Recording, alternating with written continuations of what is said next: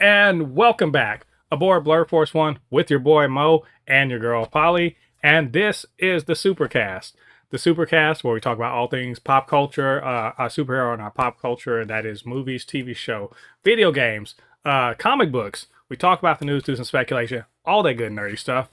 And before we get into the podcast, you know what to do. Get down there and hit like on this video. So superhero summer continues. It's rolling along quite well, actually. We just had Supergirl almost 2 weeks ago. X-Men 97 premiered this week. My Adventures with Superman is going on, and we are powering towards, because we're in July now, we're powering towards, of course, Spider-Man Brand New Day. It's a great time to be a superhero fan, even with all of the foolishness going online. We'll talk about some of that later, too. But before we do that, you know what we got to do? We got to say what's up to our Reed Richards truther, comic book aficionado, all around cool blurred. That, of course, is our friend Polly. So, Polly, how you doing today? And welcome back. It's been a couple weeks. It's been almost 2 weeks, right? Yeah.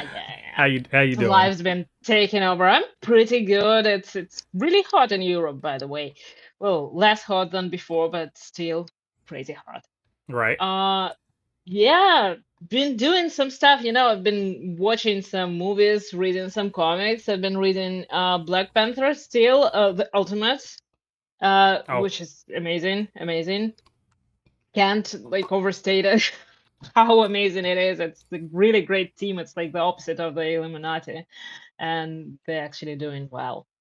And now I'm reading Civil War 2, which is also a fun thing.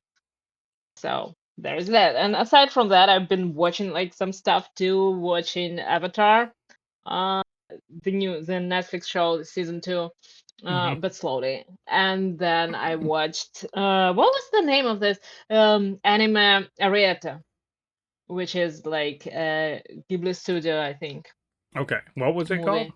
Uh, oh, Ariete, it's Our Secret World of yeah, Ariety. Yeah. Yeah, yeah, yeah. That's cool. yeah. Oh I, yeah, that I feel like Secret that. World. I don't remember that.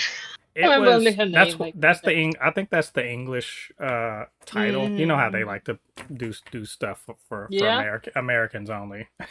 but I did watch it in English on Netflix, so I Yeah. have no excuse.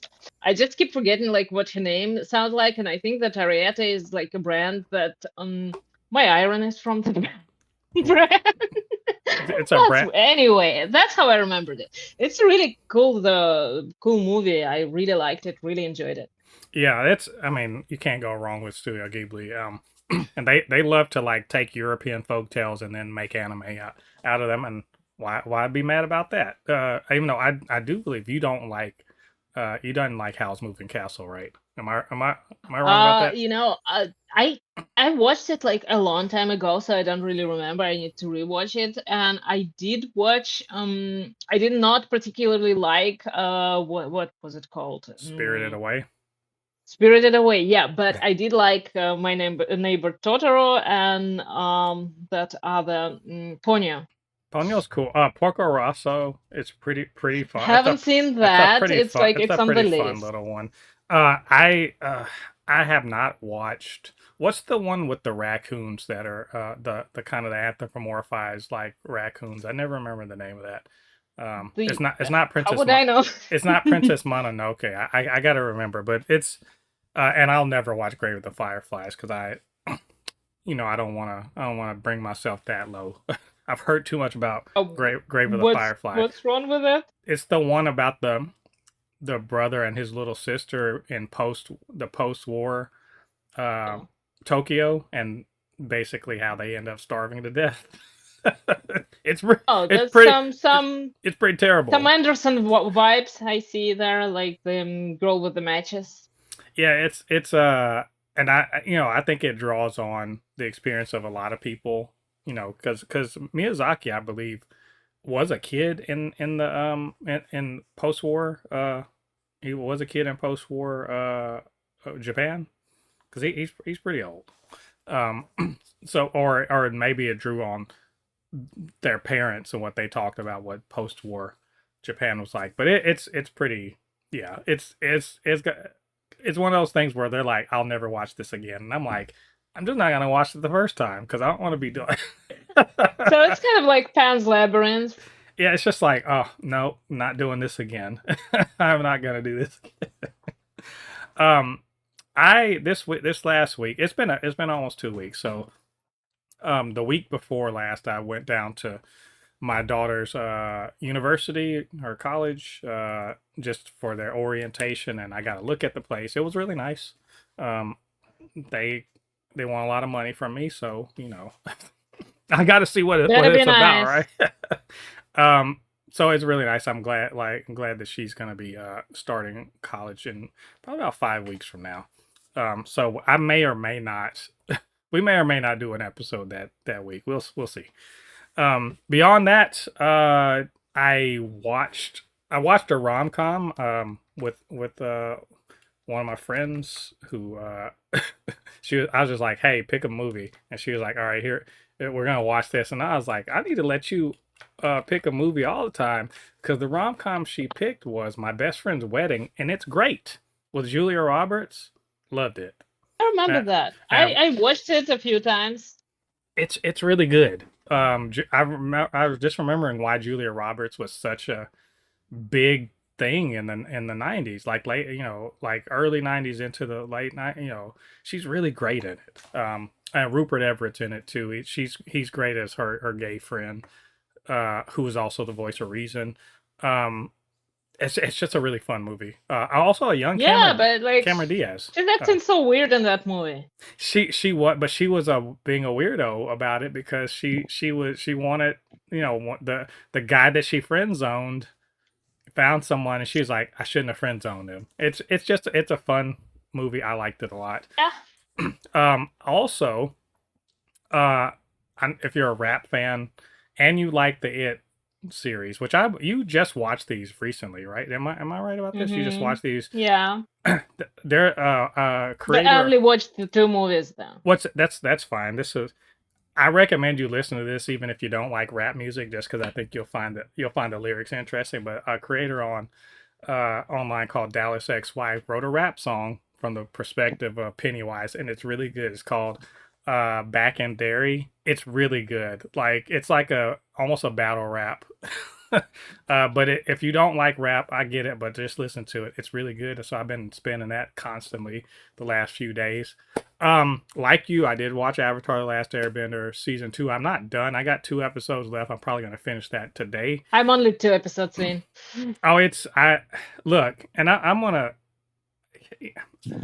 This is gonna be relevant to what we're talking about Supergirl later, but I just want to reiterate to people that your opinions are not fucking law.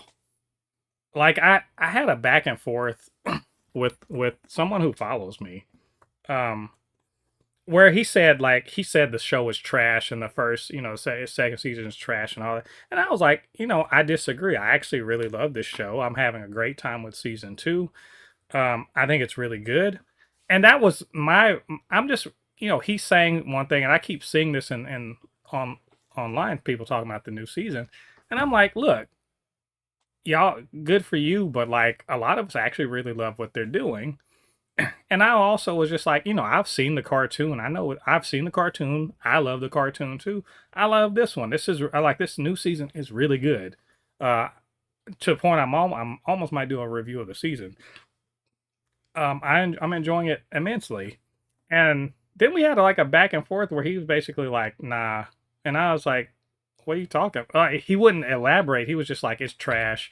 It's not art. It's not. I'm just like, are you just going to be, that's it? You're going to be stupid about this? Like, you're going to, just because you don't like a thing doesn't mean it's not a work of art. Everything, every shitty thing you ever seen. Look, I hate Madam Web. I actively dislike that movie. I'll never say it's not a piece of art. It's just What not. do you mean? It's just not one that I like. I just don't like it. It's art in its natural form. Not all people are suited to understand that. It's like, it's divine. Yeah, It's like, it that was movie. inspired by something divine. If you don't understand it, maybe Maybe I'm stupid. I'll need to find Madam Web. Maybe I'm the stupid one. But like, you get what I'm saying. But this is the what bugs me so much. Like, and here's the thing.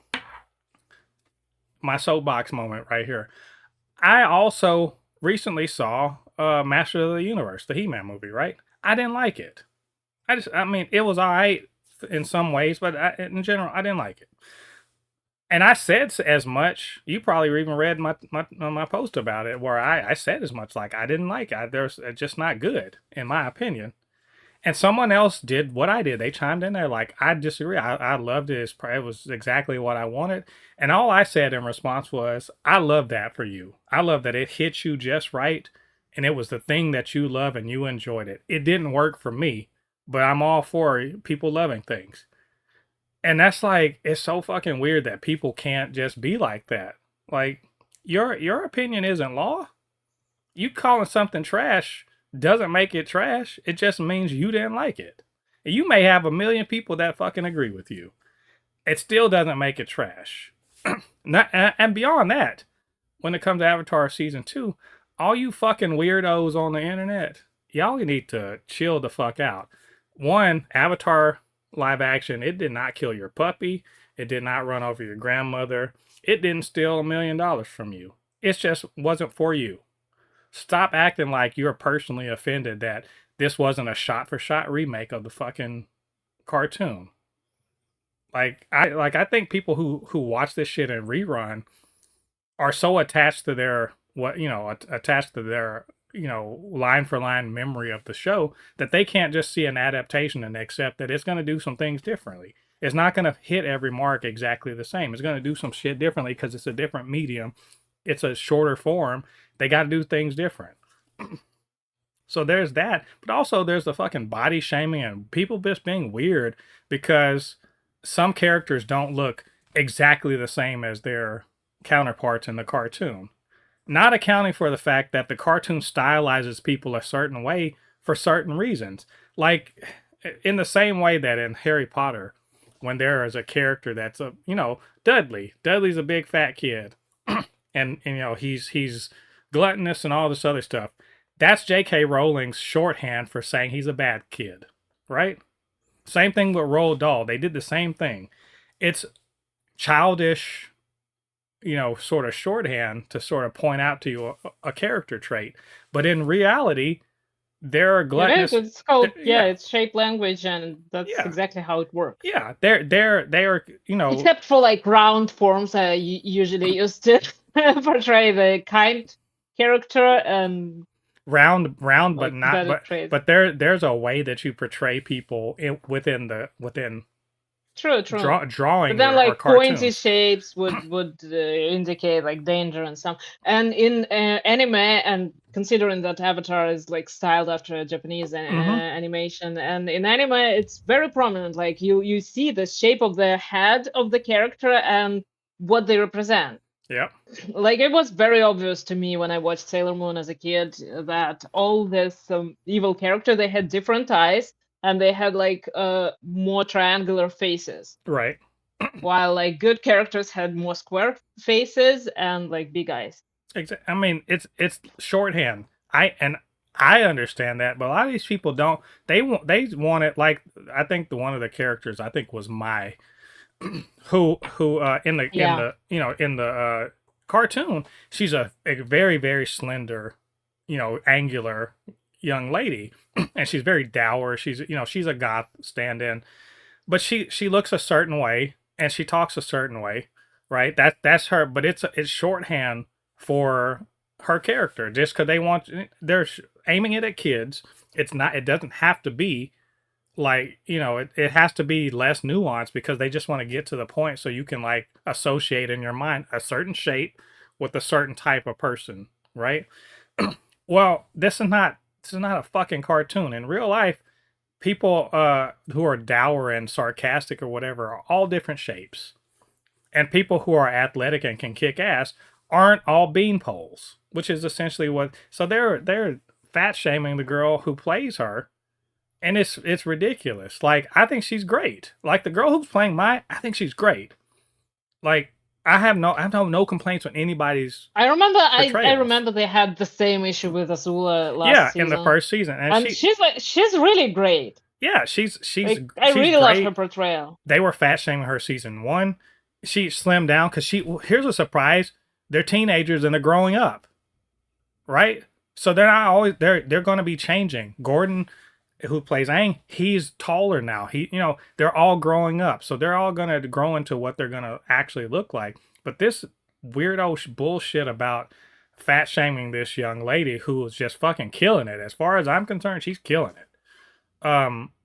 Is just weird and like it's gross and like fuck you guys. Like I hate that shit. I don't care if you don't like the adaptation, but don't sit up there and come for the actors who are they're good actors and they're doing their job. You didn't like this adaptation, fine, but don't be sitting up here personally attacking people. That shit, that's lame loser behavior. Anyway, sorry about that soapbox. It's been pissing me off, and I'm just like screw that. Yeah, no, Um, I agree. Anyway, only other thing, Steam summer sale. Wasting money on video games I will not play. I Actually, you know what? I checked it out. I didn't find anything I wanted for like really cheap, so I'm fine. I'm a cheap I saw Spider-Man yeah 2 is on sale, but like it's the kind of sale where they drop off like 20%, and yeah. that's not enough for me. That's not yeah. I'm a I'm cheap wait till bastard. it's like $5. Well, that's gonna be a long wait. I'm a cheap ass, but I found some I things can for wait. $5 or less. So I did buy quite a few. I still got a few things I need to buy also. Um, so that's mostly what I've been doing. Of course, I do have something else to do. You know what it is? Well, Nerding on a nerding budget. on a budget. Yes, that's right. I spent money I don't need to be spending on some nerdy stuff because why not? It was on sale. Because in the last week and like 10 days, the what was it? The Amazon Day Prime Day sale was going on, and other people bought practical things. I bought things I wanted. So also, I went to the thrift store and got some physical media because why not? So first bit of physical media I got Band of Brothers box set. In fact, not just box set, steel. It's a steel box. Beautiful, beautiful DVD set of Band of Brothers, which I don't think you've seen, Polly. I No, don't. I have not. It looks like something I wouldn't watch because there's like a lot of people working towards something It was or so from something. basically Band of Brothers is it's based on a book that's based on true story of the 82nd Airborne Easy Company. They Yeah, I'm are definitely not gonna watch that. this came in this is Steven Spielberg and Tom Hanks executive produced this after Saving Private Ryan was a big hit. It is basically an HBO series about uh, a company of soldiers in the American Army who were in the Battle of the Bulge, among other things. They were key. They were one of the key units to liberating Europe from the Nazis back in World War II. It's really good. I've been looking for this for a while. I found that for like $5, so I had to get that. Um, Also, a few more. I got "Don't Be a Menace to South Central While Drinking Your Juice in the Hood," Oh, a great Wayans Brothers parody movie. Um, I tried watching that once. you have to. Here's the thing about all of these parody movies: you have to have seen at least a few of the movies they're making fun of. Otherwise, you're just like, "What are you? What is this?" I um, don't feel like it did parodied Friday. you know what you need to watch for this to make That, sense. You need that's to the only one I watched. watch Juice. You need to watch Boys in the Hood. Let me think of probably well not Coach. This came out before Coach Carter, but probably Stand by Me might be another good. There's a bunch of these movies where if you watch them, they'll make a lot more sense what they're making fun of. Um, Also bought District 9. This isn't for me. I already have District 9. I bought this for my daughter because I think she needs to watch it. And I'm trying to get her into collecting physical media just like her dad. Which I watched it in the theater. it was great. Yeah, I like District 9 a lot. I need to rewatch it. Also, I bought this. I also for my daughter already have this. But Why would you subject her to this? no, It's the ultimate white boring guy movie. she is studying. She's going to be studying theater and film, and she needs to watch what is considered one of the great movies of the 20th century, which of course is The Godfather. White people. Look, say what you will, but Francis Ford Coppola directed the shit out of The Godfather I don't Part know. 1 and 2. I watched the first one. And I'm gonna admit that I got bored. I got It is very long. ridiculously bored, and I turned it off around the scene where somebody was in some kind of field, and it was very like a lot of Oh, talking. you missed. Yeah, there's a lot going. It's a very long movie, but you know, I look. I'm not saying you have to watch it, but it I'm would. not gonna. I'm saying it would be a good idea to watch it. So just to it won an Oscar for a reason. Yes, it's very long. I agree. But it does have some very intense moments too. So anyway, that was that. The rest of now it's time for the good stuff. I'm back on my Funko Pop thing. I got Stilgar for like $3. Look at Stilgar. $3 for that for Dune Part. I think it's from Dune Part 1. I also got, look at that, the Hammer of Baravia to go with. I have quite a few actually. Superman the movie pops. I think that's probably six. That's probably number 7 I have. So I have Guy and like Metamorpho and Crypto and Superman, and so yeah, I'm doing my thing. This is the last one. I saved it for last just for you. Guess who that is? It is Riri. Yay! Yeah, it's Riri Williams from Ironheart. Found this on a really good. I forget how much I paid for it. I think it was like $5. Totally worth it. Can't wait to put that on there. It will never come out of this box. So, so yeah, I did some good nerding on a budget, y'all. I'm keeping an eye out. I'm probably gonna. Big Bad, me and Big Bad Toy Store, we're about to do some stuff. So I need to work more hours so I can afford more toys. Definitely. With all that being said, we are gonna go ahead and get into our regular talking stuff. Well, one of the things is this week we got a bunch of stuff to review, so we're not going to talk about, but like a couple news related things. So the news related things we're going to talk about just real quickly, just to note, and before we get into it. So DC Animation had some announcements about 10 days ago that we want to just briefly touch on. We are going to talk about Supergirl and how it's performing before we get into the review. And before that, I think we probably have a couple of quick things to talk about very briefly, so that we do just very, very, very briefly. And before all that, we're going to do our Pride Month recommendation that we were supposed to do last week, but we're going to do it this week. Pride Month doesn't have to best be June, y'all. You can just celebrate Pride all year round. Don't let Christian conservatives tell you otherwise. In fact, celebrate Pride all the time just to piss them off.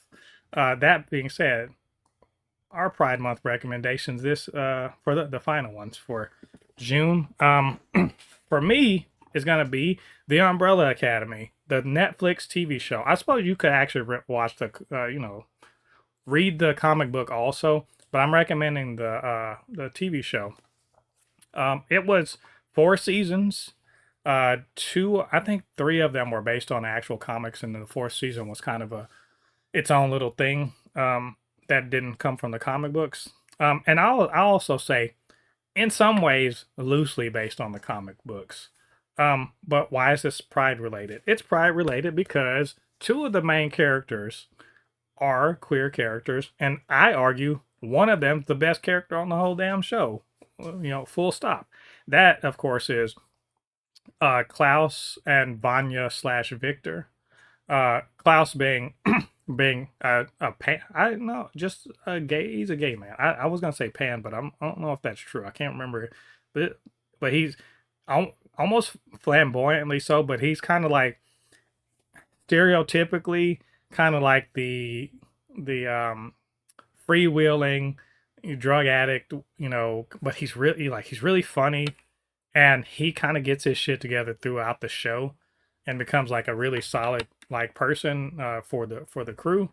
But he's unapologetically queer. I love him. He's so funny. He's funny. He has a dope power. Um, for part of the show, that one of their dead was it one of their dead uh, teammates kind of follows him around as just kind of like that little voice on his shoulder. It's really funny. He's great. I love him. He actually becomes a cult leader at one point. It's hilariously cool. Um, Also Vanya slash Victor, played by Elliot Page. Elliot. So what's interesting about the character is in the comic, Vanya never transitions. Vanya's just the violin. She exists and she does her thing. It's very powerful. Her character initially is treated as a joke, like why are you even in the Umbrella Academy? You don't even have any powers. And you find out actually she has the most ridiculously strong powers. Um, but what's interesting about the character is for the show they actually have Vanya transition to Victor because Elliot Page transition and came out as a trans man and transitioned to Victor, not Victor, to Elliot between seasons basically, and they acknowledged it, wrote it in, made it happen, and it's handled very well. So I really love this show. I think the fourth season is not as solid as the other three, but it's twisty and turny. If you like Grant Morrison, it's very inspired by that. Very sci-fi. There's a lot of sardonic humor, some good action. Like just they do so many weird things in the show that I really enjoyed it. So yeah, check out Umbrella Academy. And so for you, yours was uh, go ahead. Yeah, I've been getting it together because I was gonna talk about it. I was gonna mention this book when I was talking about Iceman by Sina Grace, because it's also a book by Sina Grace and Spahi. Mm, it is a slice of life comic. It's only 4 issues. It has a like vast cast of characters, and some of them are queer, some of them are straight, but still, it's like this easygoing 20-something drama about just like people living in the world. And as you see, like from the cover, it is inspired by Friends in some ways. Only it's like way more diverse, which is not that hard to achieve. Yeah, no, I mean you could have you could Yeah. have you could have thrown a chocolate chip into Friends and it'd have been more diverse.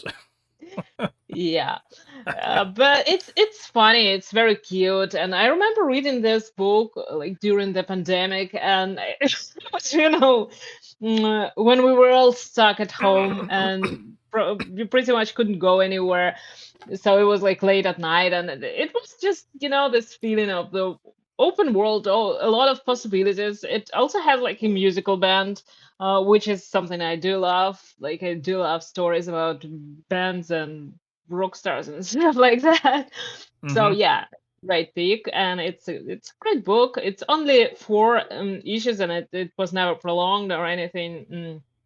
I don't think it's gonna be continued, but like it's still fun. It's cool that it exists, and kind of reminds me that sometimes it's fun to just do slice of life stories, even Right. for superheroes.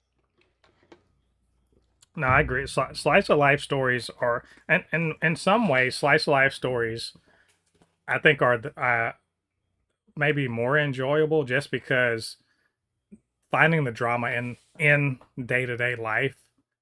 I think people don't really recognize just how we kind of sleepwalk through some really interesting things that are happening in our world, and Yeah. just taking a moment to be like, that was crazy, or that was not even crazy. That was just like there was a lot of drama considering it was all about soup. You know, it's like Yeah, but wow. also like what I mean by saying that it's also very suitable for superheroes. It's kind of like one of the things that made X-Men popular. Yeah, because like they had a lot of stuff going on that wasn't necessarily superhero stuff or like the survival of the species stuff. It just was like regular drama, like watching a soap opera. And I would prefer if writers did not forget about that. Like Jonathan Hickman, for example, he does tends to forget about that or forget about like the human parts of superheroes. And go for these big stories. And what I really love is when writers take time to deal with what kind of person they're writing the story about. That's kind of the core idea of Marvel Comics in general. That's what made them popular in the first place. Yeah, they just if they didn't have superpowers, they'd still have crazy lives. Yeah. It just happens that the superpowers Like also make it worse. Daredevil's problem is not his superpowers. Yeah, I think if there His was a biggest problem is not his never-ending fight with Kingpin. It's just what he is. yeah, it's if he didn't if Matt Murdock didn't have superpowers, he'd still be a mess. So Oh yeah. well, those are our Pride Month recommendations, which means just briefly, very briefly, I just want to touch on these only for only because we don't have really have time to get into these, right? So a couple of quick bits, and they are going to be. I just wanted to say this. I always take time to shit on Snyder stands, just cause. I mean, it's just like it gives me joy. So I just wanted to tell them, y'all cry harder, and even in the aftermath of kind of Supergirl not really living up to expectations, they think they're sitting up there trying to take a victory lap. David Ellison actually really likes what's going on, and that we said this months ago. He actually really likes what they're doing at DC Studios, and he has no plans to get rid of Safran or James Gunn. So cry harder. I just cry harder. There is no restoring the Snyderverse. It's shit's not fucking happening. You guys, yeah, look. It's gonna be another Kathleen Kennedy is getting fired. Yeah, exactly. Jesus is gonna come back before you get, Man of Steel 2. So just chill. So Also, just like that was a terrible movie. but Man of Steel. but That was but bad. restore the Snyderverse though, man. Get out of here, y'all. No. Also, we got behind the scenes pictures of Elektra and Daredevil season 3, confirming that she is in fact going to be in it. Good for Elodie Young. Good for her. Yeah, now we need to get rid of Karen. Well, I mean, anything can happen. I do wonder, are they going to do that thing? Well, Bullseye's off the map right now because he's off doing super secret spy stuff. But are we ever going to get that, or did we ever get in the comic where her getting stabbed in the back with the sai? Did that happen? Had that happened yet? I'm trying to remember, but she already died and she already was resurrected, I think, Oh, in okay. the show. So that's played out. I guess we'll never But do what that I again. think is we're gonna get Elektra taking place of Daredevil while he's in prison, which Ah, is and when he came out of there, I mean not the first time, but like the second time when he was in jail, he's a frequenter there. Uh, so in Chip Zdarsky's run, when he left, he did leave. He was supposed to be kind of like seeing Kirsten still, except like she forgot who he was. So he took off with Elektra, and I'm hoping for that. Like maybe he would hide his identity again, and like Karen would forget who he is, and he would just leave with Elektra. Let me hope. I just they're just gonna use the hand. The hand somehow is gonna have something to do with this. oh I'm sure well, that's whoever does that. it whatever happens with them in Spider-Man Brand New Day, the hand is gonna have something to do with it. So yeah, that was all the quick stuff. So that does lead us to our actual first thing, which is DC Animation announces huge new shows.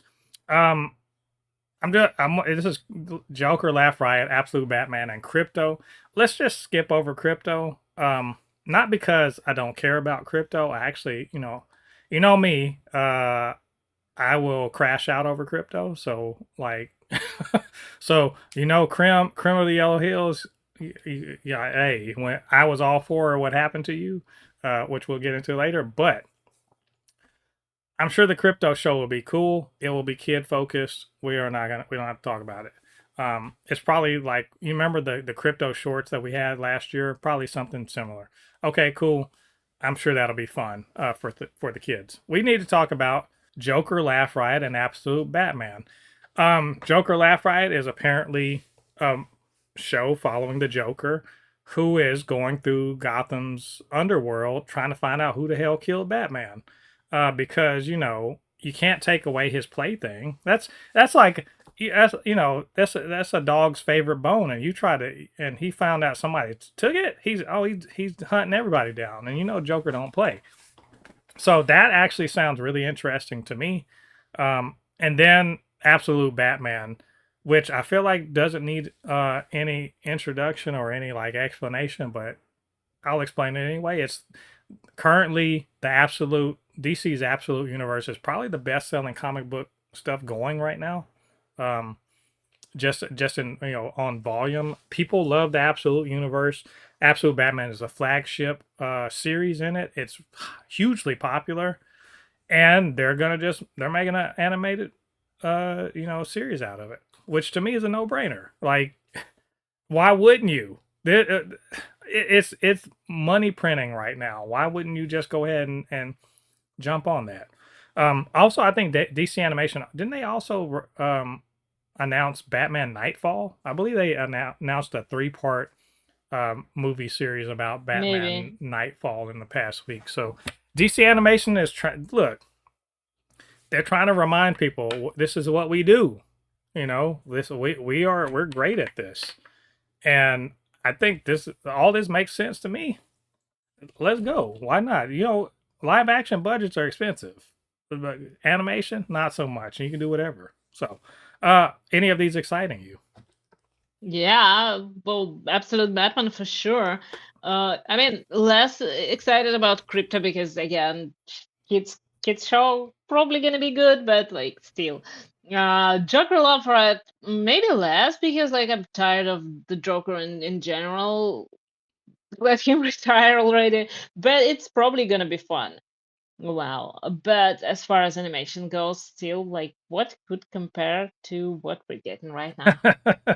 They're trying. Look, I really like DC's animation. Harley Quinn's one of my favorite shows, straight up. Even last season wasn't as good as the previous one. It was still really good. Kite Man was a bit of a miss for me. I didn't love that one. But their animated movies are generally speaking good. Um, and they got My Adventure with Superman is going right now. They're expanding that And universe. Well, what the big? we'll talk about that in a minute. But what you know, what I'm saying that, but they're No, no, no. oh, They have this Batman, the Caped Crusader going yes, also that which is real. I mean, it is them, but it can't. to Amazon. It's Amazon. You're right. Batman Cape Crusaders going. I think It's this the is same brand, like this essentially. is extremely prop. And if we're talking, and this was also for Amazon, Little Batman. I don't care what anyone says. That movie, Merry Little Batman and Little Batman season 1 was freaking great. Like, let's keep going, y'all. Like, I love that right now. Marvel and DC animation are they're kind of like they're in their stride, and we're all winning for it. Like, they have this is cheaper, and they can do more. They can do more of these smaller things. Absolute Batman, I don't think flies as live action, even though it could be cool. But I don't think it flies as live action because it gets in the way of um, the live action DCU. But they can still do something like this, and it'll be fun. So I'm very excited. I hope we get a little bit more information. I imagine it'll probably be 18 months or so before we get any of these. If I'm assuming that if they're working on them right now, if that sounds about right. So maybe sometime late next year we'll have something, and we'll talk about the trailers or whatever when we learn more. Um, so that leads us to our first review of this mini review episode, which is My Adventures with Superman season 3. We'll do both episodes since we're doing 2 episodes. So we'll do one. We'll do episode 2 first, which is um, it's an anime inspired show. This is the one with the Gundam. the the background of this being uh that what is it? They're having a convention, and it's a nerd convention. So thanks for seeing us, everybody. I love that. And Superman and Supergirl. Superman basically been like, hey, here's my cousin. You guys want to meet her? And she's kind of the star of the show. I mean, and Superman's like, oh shoot, I got to go do something. I got to go stop some villains. Y'all have fun over here. Meanwhile, uh, what's Lois recognizes Toy Man. She's like, you're up to something, and she's gonna stalk him to make sure to find out, what is he up to. And Kara and Jimmy like each other, but Jimmy's like, nope, I'm not gonna be her first boyfriend that she can dump when she learns that the rest of the world is dope. So like, I want her to be able to go be free. And Cat Grant is stirring the pot. Um, and so, oh, also we get to see Jessica Cruz. Little Jessica Cruz is in there for My Adventures with Green Lantern. That's a little nod to the fact that another show is coming. So like, yeah, that things are happening. And at the very end, we get Hank Henshaw. Um, this episode was alright. Uh, I think for me, what's kind of weird about these 2 episodes we're reviewing is it should be called My Adventures Without Superman, because Superman gets a bit of a feature because he's fighting Whiplash, or not Whiplash. What the fuck was her name? Whatever the Russian, Something like which by the way, how did you feel about the accent? I'm just used to it at this point. It's just, I'm probably gonna pick it up myself. Why not? It's Going to talk like this now. Yeah, it was very 90s 90s Russian villain. Do you remember what was it? Did you ever watch Rocky 4 or something with Dolph Lundgren? No, but I only watched the Creed movies. Dolph Lundgren. Yeah. I've heard a lot about him. Which, to be fair to him, isn't he like Swedish or something like that? So he German. No, he's from, I mean, they probably went with like Eastern Germany or something. He should have been able to pull off. But either way, so yeah, the My Adventures Without Superman. So there's a lot of like shenanigans going on with Kara, and it's all fun and games and everything. She doesn't do anything super in the episode, really. She's just being cute and being a fish out of water, and Jimmy's being stupid. And eventually Toy Man, Lois aggravates Toy Man so much, he was like, fine, here's a Gundam. And it's just kind of, it wasn't compelling. I guess that's maybe what I'm saying, is all the little stuff, it's funny, like the little stuff with Jimmy being like, when Kara's like, I'm gonna date every guy, I'm open to finding a mate, which is like, why is Kara doing, why is she just like, she's so, this is like an anime trope, she's just like, I need a guy. It does feel a lot like anime. Like at some points I was feeling like I was watching an old, like maybe 90s anime show. Yeah, and it was like a little bit silly and ridiculous. I did like that they actually took time to like explore the interpersonal relationships and stuff like that, but it was lacking in maybe a compelling story, yeah, like you said. Mm-hmm.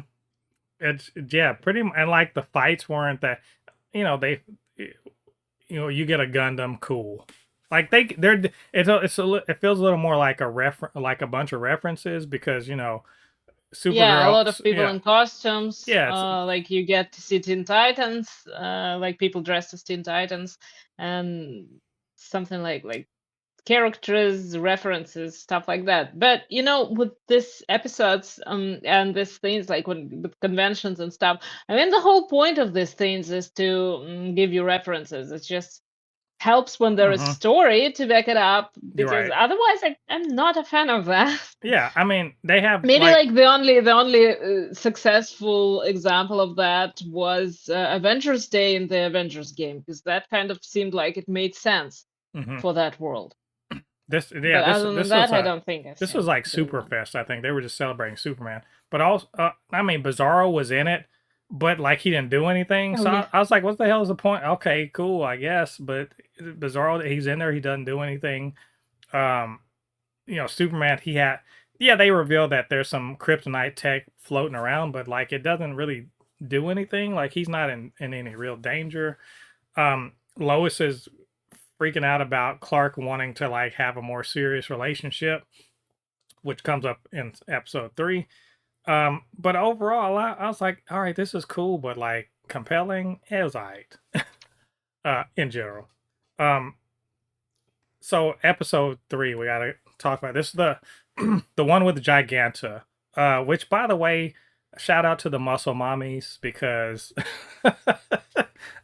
clearly this is what we're kind of referencing, like to the point that when she becomes Giganta, she basically looks like she's in like a gym outfit. She even has like the lifting gloves and everything. So I was like, all right, I see who somebody on your team, y'all are into muscle girls, and I am all right with that. Um,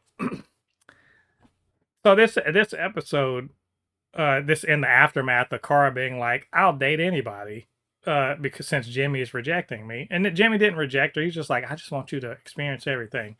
But she still wants Jimmy, so she's like, how do I make him jealous? And Lois is like, oh, and it starts out with this thing of like, hey, there's this dating app, scientific dating app, and Jimmy is like, I'm Flamebird, so I need to be an influencer and get that influencer money. So I'm gonna go up there and check out this thing.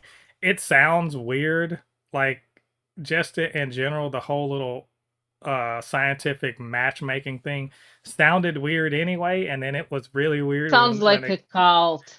that part, it was really weird when they got there. um I mean, you know what? I gotta ask you, like, does it seem natural that a black man is like, he sees something that looks like a cult and he's rushing into joining it? Does, because I feel like black people have more sense than that. But then again, like, um he's a social media influencer. The things that those guys will sell, I'm well, never I'm true, I'm but never like never he's not surprised. selling anything. He's just going into a cult, and Yeah, he doesn't even suspect it's a cult. I mean, I don't know, it's like he goes in, it's like a weird speed dating thing, cult. but with an app and everything. It's interesting and fun. I do like that they're queer positive, because the people selling it were like a lesbian couple. They even reference it later on. And nobody says, "Ooh, you have a girlfriend?" No, they just move on. Um, Clark is just like, man, we should get a, because in the previous episode he's like, we should get, yeah, living on a farm, that'd be great. Now he's actively been like hinting, let's actually get a farm, because he's got a model farm, and he's put him and Lois on it, and little bit, and now Lois is freaking out because she's like, I'm like 24, I'm not, and I don't want to move to damn Smallville. What the hell, Clark? Maybe instead of hanging out with you, I'm gonna go hang out with Kara, so I can get her on this dating app, so she can, like, spread her wings, or whatever the fuck you want to call it. Also to make Jimmy jealous, because he's going to this thing with all these eligible ladies, and Kara's like, I'll take on that challenge, because things. And there was a point there, if they should have done this, they didn't. They kind of had Kara being like, I'm gonna win this thing, and all they had to do, they needed to do the little fang, the tooth fang, like that they would always do in anime. Whenever like a spunky girl is like, I'm gonna be, I'm gonna do my best. They didn't do it, so I mean, what are we even doing? If we're gonna do anime references, reference some shit, do some stuff. Like, you had a whole opportunity anyway. Turns out that there's some serial, not killer, serial geneticists turning people into weird stuff. Uh, Named the And Jimmy Distortionists. had the task to actually like Yeah, the it's his job. job. Yeah, but Yes. instead he's going into this dating thing. Here's a surprise: the Distortionist is there, and he's matched up with her. And they do one of the cool things in the episode, which is turn Jimmy into a wolf, which is a very Jimmy Olsen thing to happen. If if there's anything about Jimmy Olsen, this motherfucker is gonna get into the stupidest things, and he's just gonna, it's something that would have been on the cover of a 1950s Superman, issue, or an issue of Jimmy Olsen's, Superman's pal Jimmy Olsen. Um, and we find out that his date is Giganta, in disguise, and she's looking for love. None of this stuff that she's doing is because she wants to, like, you know, turn people into weird shit. She's just doing it. She's doing it trying to find love. Because at the end of it, she's like, if I can't have you, Jimmy, nobody can. And she picks him up like King Kong and climbs up the thing. And Superman's like, I guess I gotta save you, dog. I'm a little busy, but I guess, because early in the episode, Hank Henshaw's been a piece of shit. Like, he's the worst Superman, right? Like, we hadn't talked about him. Hank Henshaw shows up at the end of episode 2. He's Cyborg Superman. He's like, I'm gonna be better than Superman. It turns out his idea of being Superman is Judge Dredd shit. He's beating the shit out of people, just like for the dumb. You know how they had a literal purse snatcher, which I guess exists, and he put the guy basically in the hospital. And so, like, people don't love him, and it turns out giving this guy power was a bad idea. Surprise. To the point where, Shocker. yeah, literal shocker from Lex. Lex had to be like, bitch, you, like, after he beats up Slade, Henshaw beats up Slade, and Lex is like, bitch, I run this shit. You are mostly just machine, and I control it. So that's not going to be a problem in the future. Um, and then ultimately, there's some people, people still intact. Superman has to kind of deal with them, but also keep Hank Henshaw from killing them. And then in the midst of all that, Giganta's doing her thing, and he's got to stop her too. It all, it all ends perfectly, I guess you could say. And Lois and Clark kind of talk about, what their future and what Lois's fears are. And we still don't have any resolution with Kara and Jimmy, because why would they? We gotta drag that out the whole season. So, oh, I forgot. I want you to Of talk course, you about forgot. it. I was gonna I say it for forgot. some reason. For some reason, somebody who wrote this episode, and I love this episode. Like, in general, I thought it was funny. I thought it was interesting, and there was like the previous one was kind of bleak, but this one was good. But for some reason, the person writing this episode thought, what is this missing? What could make it really, really weird and bizarre? And then they added a musical number, which wasn't good. Not only, Because, wait a like, minute. Not only wasn't it good, this could have been a hilarious aspect of the show, of the episode, if they had leaned into the terribleness. Like, if they had Rocky Horror Picture, which, by the way, I'm not shitting on Rocky Horror Picture Show, but if they had leaned into the fact that it's not supposed to be a perfect, on the, like, stage show musical number, it would have been great. But I feel like they were really trying to make it a thing, and it's not good. It it is isn't. stop trying to make fetch happen. Yeah. Like, what's with the song? That The song's terrible. The song, the song is terrible. the It's music is awful. bad. The singing Yeah. is also bad. Yeah, Which like, is like, please stop trying to make people who don't sing, because it never sounds good. It always sounds bad, and it just hurts the ears of people with ears. oh, So exactly. I wanted to add kind of onto this. is nobody putting two and two together about who the fuck Superman is? How are they Yeah, not? that's weird. How are they not saying Clark Kent is clearly Superman? Because Kara Zor-El has no secret identity. She is flying around in her civilian clothes, hanging out with Lois Lane. Not like Yeah, with just Lois, with Clark, and with Jimmy, who always hangs out with Lois and Clark, and is Lois who always everyone's hangs out with Clark, at and that Clark part. kind of looks like super. The only thing is maybe they're like he has a very generic look. Like, but even then, even like with glasses, He doesn't and have hypno if we glasses. He no, doesn't have them. He doesn't have I'm them. not so sure anymore because even if you take all that out of the equation, it's still weird that they all hang out together and they either hang out with Superman or with Or Clark. with Clark, never Never never at the both of same them, time. never at the same time. Or are y'all stupid? Like I I'm mean, trying to figure this out. Are y'all people in this thing? First of all, there's two people I need to ask are stupid. Is Clark and them stupid? Because they're just like they're just doing this. They're hanging out with Kara and Supergirl all the time. Like throughout these 3 episodes, there's no doubt Kara Zor-El and Supergirl are the same person. Isn't right?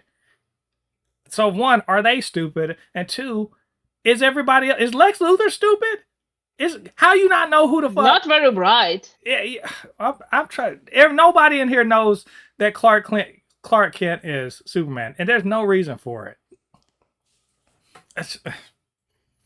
It says shit is wild. Okay, anyway, that I just thought I was like that's really weird because they're sitting up there flying around the mall doing this I was terrible thinking that too. number. Yeah. They're doing this terrible number where they're both singing about how great or terrible the future could be, or how. And you know what? The whole my biggest issue with this number was the fact that before they burst into song for some damn reason, Karen said a really wise thing that like I didn't know we were supposed to like only like the music we found when we were children, and you could have Burn. like built up on that, and you could have built up on that and talk a little about like how Nerds. people really hold on to that shit that they knew when they were little, and they are not open to exploring and like liking new things. But instead of that, you literally hurt us all with that number.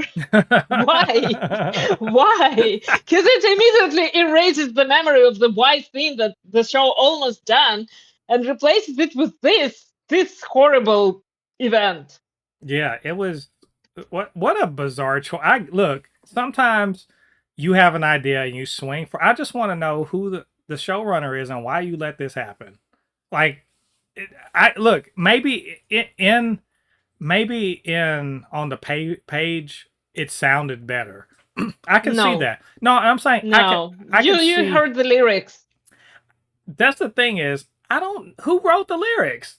Cuz that's Chat my GPT. Brainiac wrote the lyrics. That's what happened. But like I could see a writer being like, "This will be funny. This will be because like it happens in anime sometime or cartoons. Why don't we just write in a little singing part?" And that's all they wrote. They go into a song and they leave somebody else to write, and then the execution is not good. I'm just trying to figure out from the showrunner why you let this go. Like the animation itself is fine. It's just the singing and the voices and the music and the lyrics And the lyrics. were bad. Like why would you anyway? But Let's not also, be like it's like they wanted to fill time with something, but didn't have any story. Except that they did. yeah, it felt like it. There's not as like I think they should have spent a little more time on Hank Henshaw.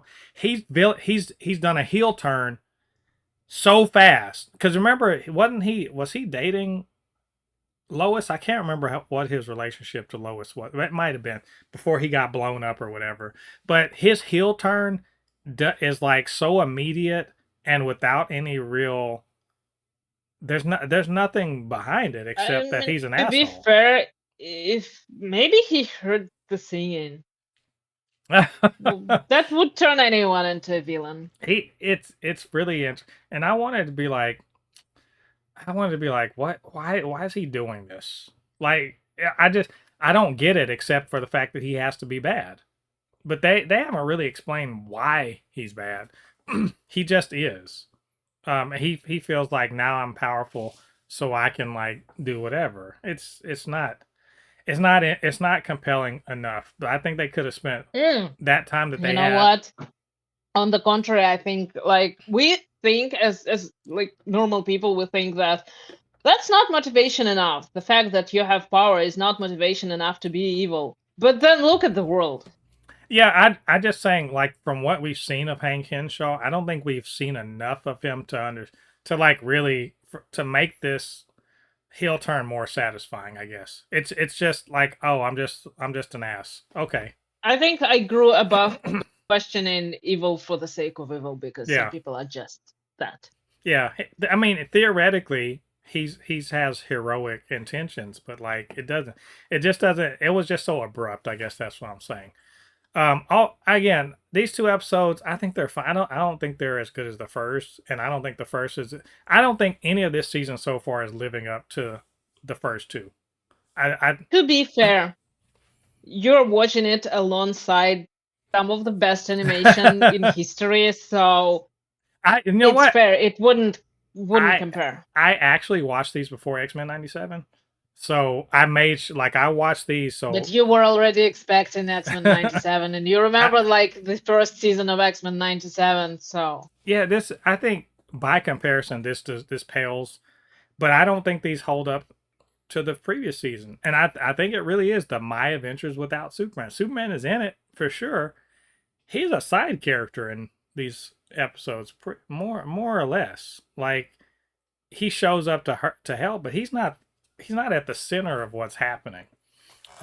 Which he doesn't have to be. But if he's going to be a side character, the story that he's a side character to needs to be really damn compelling. And oh, I don't know if I want to date Kara or not is not that's not enough. You can't carry an episode like that.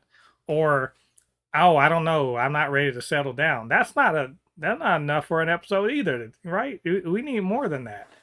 There's no over like Lex Luthor is significantly not present through these episodes. We know he's doing shit. He is there's no underlying like Brainiac besides being like, "Ha, I'm still here." He's plotting. We're getting no hints at all. This is just, oh, we're just living day to day, which is fine. I'm not opposed to that. But the promise of these seasons is that there's underneath it all, there's an overarching story. What is it? What's the overarching story here? And I haven't seen it yet. So far, this is just a day to day. What's it like being maybe it's Superman a whole show? album. It's. I think if this were a music album, I at this point I don't know what it's about. I, right now it's just some songs that aren't necessarily related. They're vaguely related, but I don't know what this is about yet. So Yeah, maybe it does feel yeah, disjointed. yeah. So I don't know. We'll see. I remain hopeful that this can improve and become like as great as the previous seasons. We'll see. We'll talk about all of that then. um. So before we get into the Supergirl review, we do need to talk about the stuff surrounding Supergirl. It has been out about 10 days now.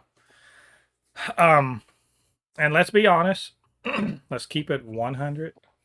It is not doing good. I mean, I suppose you could call it a flop. I'm not exactly sure what the box office is, but it's not great. Let me see what Box Office Mojo has to say. Um, well, you go to the main page. Supergirl is sitting at not good. It's in Marvel's territory, the Marvel's territory, which I might say was a was a pretty good movie. Um, but there are. I guess my thumbnail says, "Why has Supergirl failed to fly?"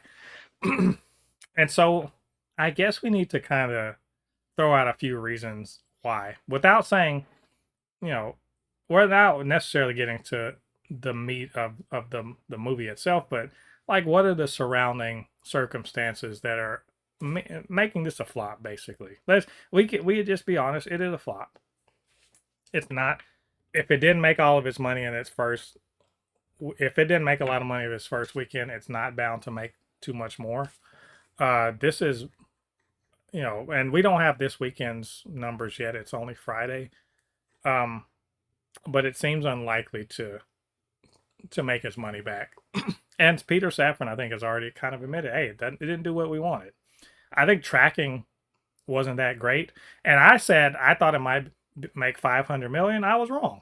I was wrong about it because I hadn't seen it. I had to go based on purely on trailer and the fact that it's a superhero thing and it's a DC thing. Someone said 300 million. They were looking for it to get there. Maybe it might make it. Um, it had merchandising tie-ins, so maybe the hurt won't be that bad. But this is just definitely a disappointment for the second movie out of the DC universe. It definitely is a huge disappointment. But the question I said again is why? Um, I have some ideas. I want to hear what you have to say first, though. Mm. And I've heard different opinions on what could be the reason. Of course, like we all know the obvious ones, but that's not exactly like that. That does not explain all of the like the whole failure thing. Mm, and I don't necessarily think that I know what the reason is. I have suspicions, and I'd really like to. Like, I personally love the movie. I had some issues with it. It wasn't as bad as some people are saying, but I mean, I don't know where it did go wrong with the promotion and with like appealing to the right audiences. Uh, no idea. Yeah. Well, let's get the most obvious ones out of the way. Uh, misogyny. Yeah, Sure, that. all the usual suspects are gonna be like, no way, no, it's misogyny. Let's just not. And I'm not saying like some of it's not even active misogyny. It's just culturally baked into our our world.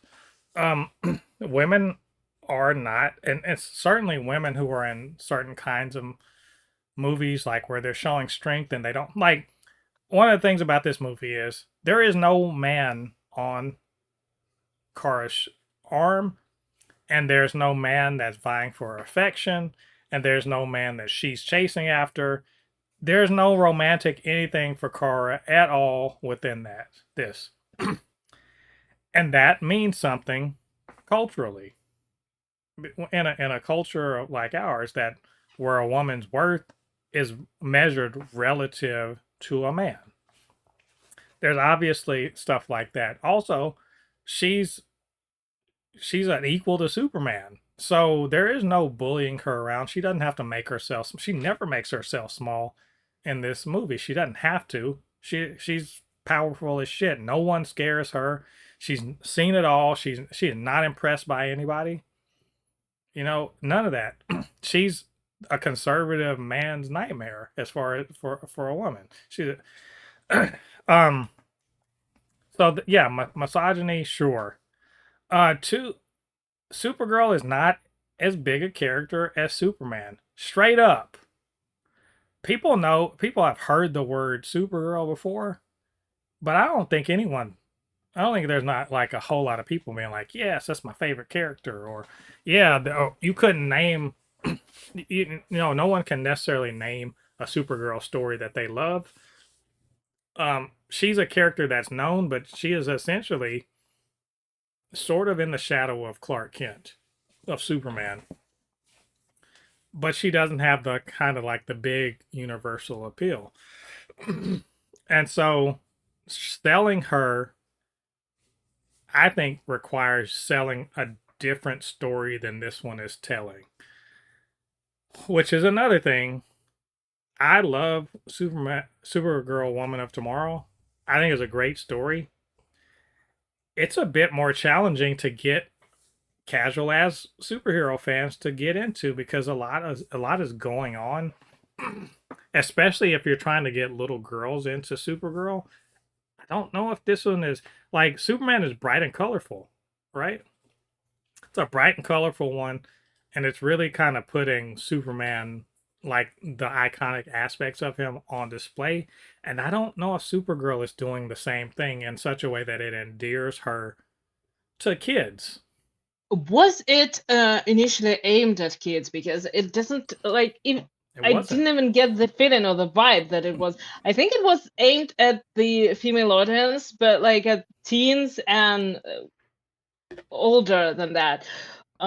So, but in this case, like, why didn't marketing just hit right? Why didn't the everything that the studio did to promote the movie hit right with the right audiences? Yeah. That's the question that I don't necessarily understand. And part of it, you mentioned that this is a like a girl power story, and we know that like a lot of women are interested in that. But the fact that there is no romance line or like a plot line or something, maybe that still affects the audiences subconsciously or something, because like these stories are still compelling. Yeah. This is still compelling stories. So, and it's the difference is everyone always brings up Wonder Woman as a successful example of a movie that wasn't necessarily as hated as other movies, and it had that. So maybe that is the issue and the Yeah. difference. Well, And if yeah. it I don't necessarily agree that it's necessary to remove all like love interests completely to tell a girl power story. I disagree with that, because you don't have to be like alone to be powerful. You don't have to be, you can be, but you don't have to be. So depending on the character, you can tell the stories. uh Right.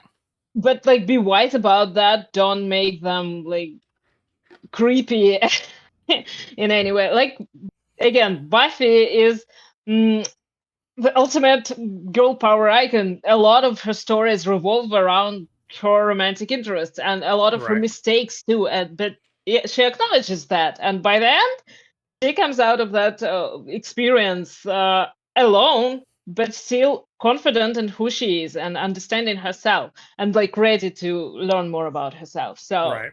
I think that it's not necessarily the right way, even though I did love the story, and I don't think that it was necessary in this story. Like, she didn't need any romantic No. interest, she didn't have any in the comics. But regarding the fact that this, as you said, this arc is not necessarily the right one to introduce her, I also disagree, because it's an isolated story. You can write it into the bigger universe. You don't have to. It can be its own thing, separated. You don't need any previous knowledge. It gives you all the background you need. And I think that it actually works in its favor. Hmm. So why did people not come out to support it? I don't know. Bad Yeah. economy, maybe. Yeah. Well, I don't know. I mean, sure, maybe, but people have been complaining about movie ticket prices forever. That didn't stop them from going to see the Michael movie. Like Michael is damn near $1 billion at this point. But But but isn't that that but that's a Michael, black movie? well, it's not just that. Michael has a Sure, glow but a people glow. came out to What support the what movie. People what I'm from the saying. specific communities came Well, out no, to that's support no. this movie. Michael can't make a billion just on black people. This is a global audience because Michael is a global. He's like Superman. He's a global character he's a Sure. person people know and love, and so when they get to see a representation of him on the screen, they're going to show up because it gives them a feeling. The problem with Supergirl, I think, it's not that she's not a compelling character. It's a character that no people don't have that attachment to.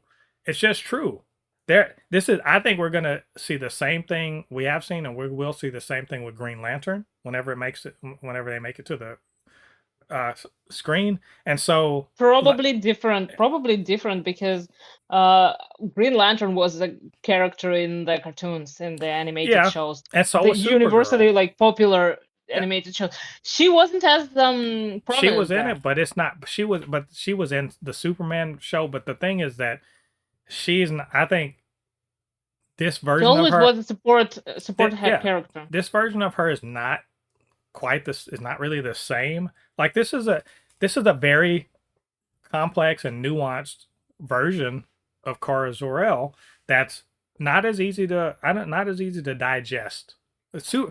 David Cornsweet's Superman is amazing, but he's a lot easier to digest. Like he is the walking, talking embodiment of truth, justice, and a better tomorrow. He just is. Like, but that's a lot easier to portray than trauma and just kind of numbing your pain just being happy to feel something, right? Being numb literally because your superpowers make you incapable of feeling real pain, but also being numb because your trauma was so terrible that you don't want to feel the emotional pain, so you're drowning your sorrows and you're just like, oh well, I guess I'm still here. And then being happy that when you go off planet you can actually feel something. That's a lot harder to sell to kids. That's just true. DC, they're going to live and die on these newer fans, and Superman's an easy sell. Carousels are a lot harder to sell. And the messiness and everything is cool if they had sold the movie that way, but the movie is very much just True Grit, which True Grit is a western that is a lot more male oriented as far as like the audience. It's a western. It's a revenge story. You're traveling around. You're facing off against these desperados, and ultimately, you sort of sacrifice, try or not sacrifice, but you know what I'm saying. You track down the guy and all that stuff. So this kind of like, I think maybe that's it. This wants the Barbie audience, but it's not telling a Barbie story. It's telling a western and trying to get women to get into the western without the other aspects of a story that are more compelling to women. Which isn't to say that women don't like John Wick, but I guarantee you the vast majority of a huge part of the John Wick fandom is dudes that just want to see people get shot, right? But there's no compelling story within John Wick that's appealing to appealing to the female audience in a way that it would bring Barbie numbers, you know? Because Barbie was written specifically to kind of grapple with what Barbie is as a product, what it means culturally, what it can say to women and to men about the nature of women in general in spaces, femininity, masculinity. It's doing a lot of things that actually speaks to a lot of people. This one, I don't think this story, beyond talking about trauma and like how you overcome it and how do you reconnect with your humanity. I don't think it It's really it's I don't really think it's doing anything else beyond just that. it's Which also an adaptation, and it's trying to stay really too faithful to the original story, in many ways, where maybe you could have taken some creative liberty and did like this. What Superman did, it didn't adapt any particular story, right. but it adapted the whole vibe of Yeah. several comics. And yeah, this went for a specific story, and I like the adaptation. I really did. Again, This might not have been but the I one. see Yeah. yeah, I see that maybe it did not appeal to the right audience, the audience it wanted to appeal to. hmm I think it may have been maybe not confused. I think it in trying to appeal to everyone, like trying to get the chuds with by having Lobo, who trying to get women by being like, "Hey, this is a girl power thing." trying to appeal to kids because crypto and like and Ruthie is a she's a good kid character, I think. Um, and then trying to get like just the sci-fi superhero nerd. Never, never really saw her as a kid character because, like, I don't know, she's like an inner child for most people, but not like a Well, child for children. she's a good because she's like she kind of plays like she says she's 13 in there. She kind of plays Yeah, tween. She kind of plays no, tween. it's kind of like in the comics, she is, like I said, an She's inner child. precocious. That's the Yes, word, we precocious. we would understand her, like grown-ups. We would understand her. A kid would not resonate with her. Right. I don't think so. She's a little more teen than kid. Even She's in teenage years, I don't think I would have found her compelling. I would have found Kara compelling though, but I don't think that I would in any way associate myself with Ruthie. And I think they're trying to channel Arya Stark, a little Arya Stark in that in her.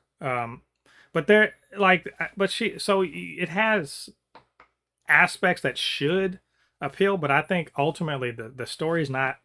I don't think it really works as a four quadrant movie. This is definitely one of those that with the lesser what if this had the budget had been half as much as this would have been a success, but since it's closer to two, it's like 175 or something like that, even with tax credits, even with oh, I'm sorry, I'm getting a call. I don't know why. I forgot to put do not disturb on. My bad. That but even with tax credits, even with marketing, not marketing, endorsements and all that, this isn't going to make any sense uh monetarily, and I think this just wasn't the story. This would have been a good second outing. it uh is. It kind of feels like a Logan style movie, like the one he put out yeah you when it, you just want to say something about the character, like a yeah postscriptum maybe. this I don't I think or have her be a really prominent character. Like, let's just say she, instead of Mr. Terrific, which by the way, I'm glad they didn't do this. Instead, Kara had been in the Mr. Terrific role.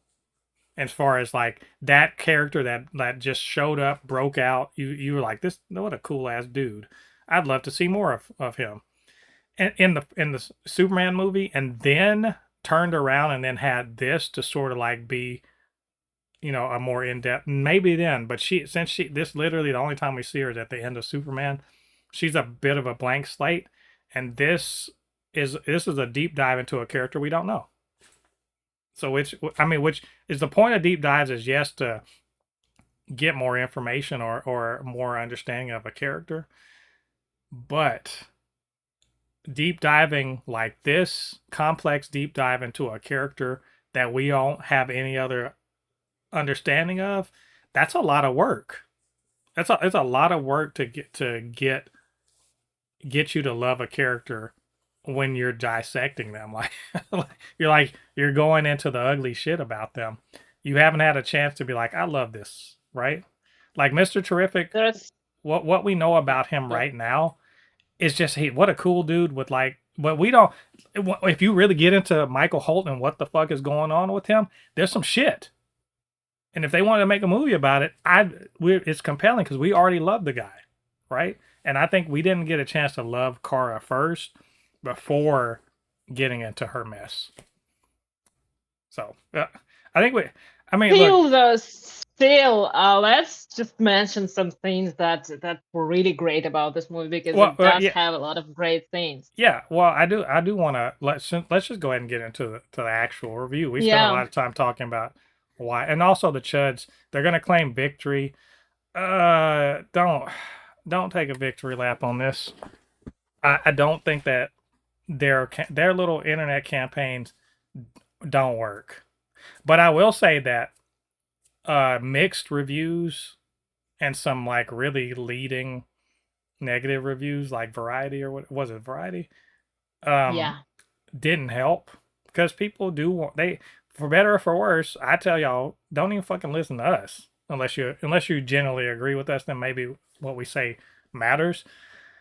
But some of these headlines are enough to like be, Honestly, yeah, they're enough to tell Variety, people Variety is being so weird about everything. I don't even know, like, why they media. they but these some of these leading negative reviews do sort of tell people, because they have limited money, time, or interest in going to the theaters, whether or not they should even show up. So I mean, it does matter. But yeah, let's talk about the movie itself. My thumbnail says Supergirl lives up to the hype. I made this one last week. I'm going to keep that, even though I will say I did give a chance to look. I'm gonna admit I went to the pirate site because I was not gonna drive back to the theater to watch this again. But I was trying to refresh myself because it's been well over a week since I've seen it. I wanted to see how I felt about it. So I'm a little not as enthused with it as I was the first time around, and I think I know why. But I did really quite like the movie. Um, I think Millie Alcock is really good. Like she's gonna be a good Supergirl going forward. She is gonna be in Man of Steel. I liked Eve Ridley as Ruthie. You And meant Man of Tomorrow. yeah, did I say Man of Steel too? Yeah. Yeah. I was like, ew. Man of Steel, Why? Man of Steel 2. No, Man of Tomorrow. Um, I forget the guy's name, but the guy that played Krim, very good. Um, Momoa, he was fine. Was there? Yeah, I mean, he was fine. He wasn't bad. That's literally all I can say about his character. He was there. Yeah, he showed up. He was fine. I think if Deadpool had been in the same situation, he'd have stole the I don't entire know. movie.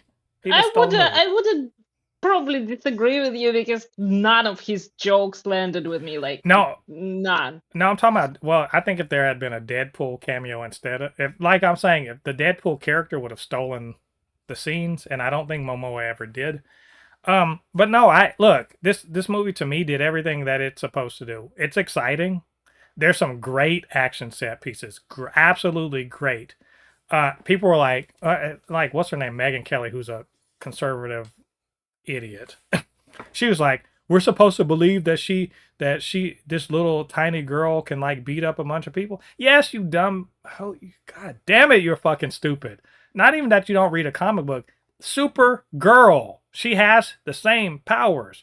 So yes, a little girl with the powers of Superman will fucking beat up 50 dudes. What is being stupid Why on is that purpose? even a question? Being stupid on purpose, like stay in your lane. You don't know fucking comic books. You don't watch this shit. You're doing this for culture war stuff. Shut the fuck up. You don't know what you're talking about.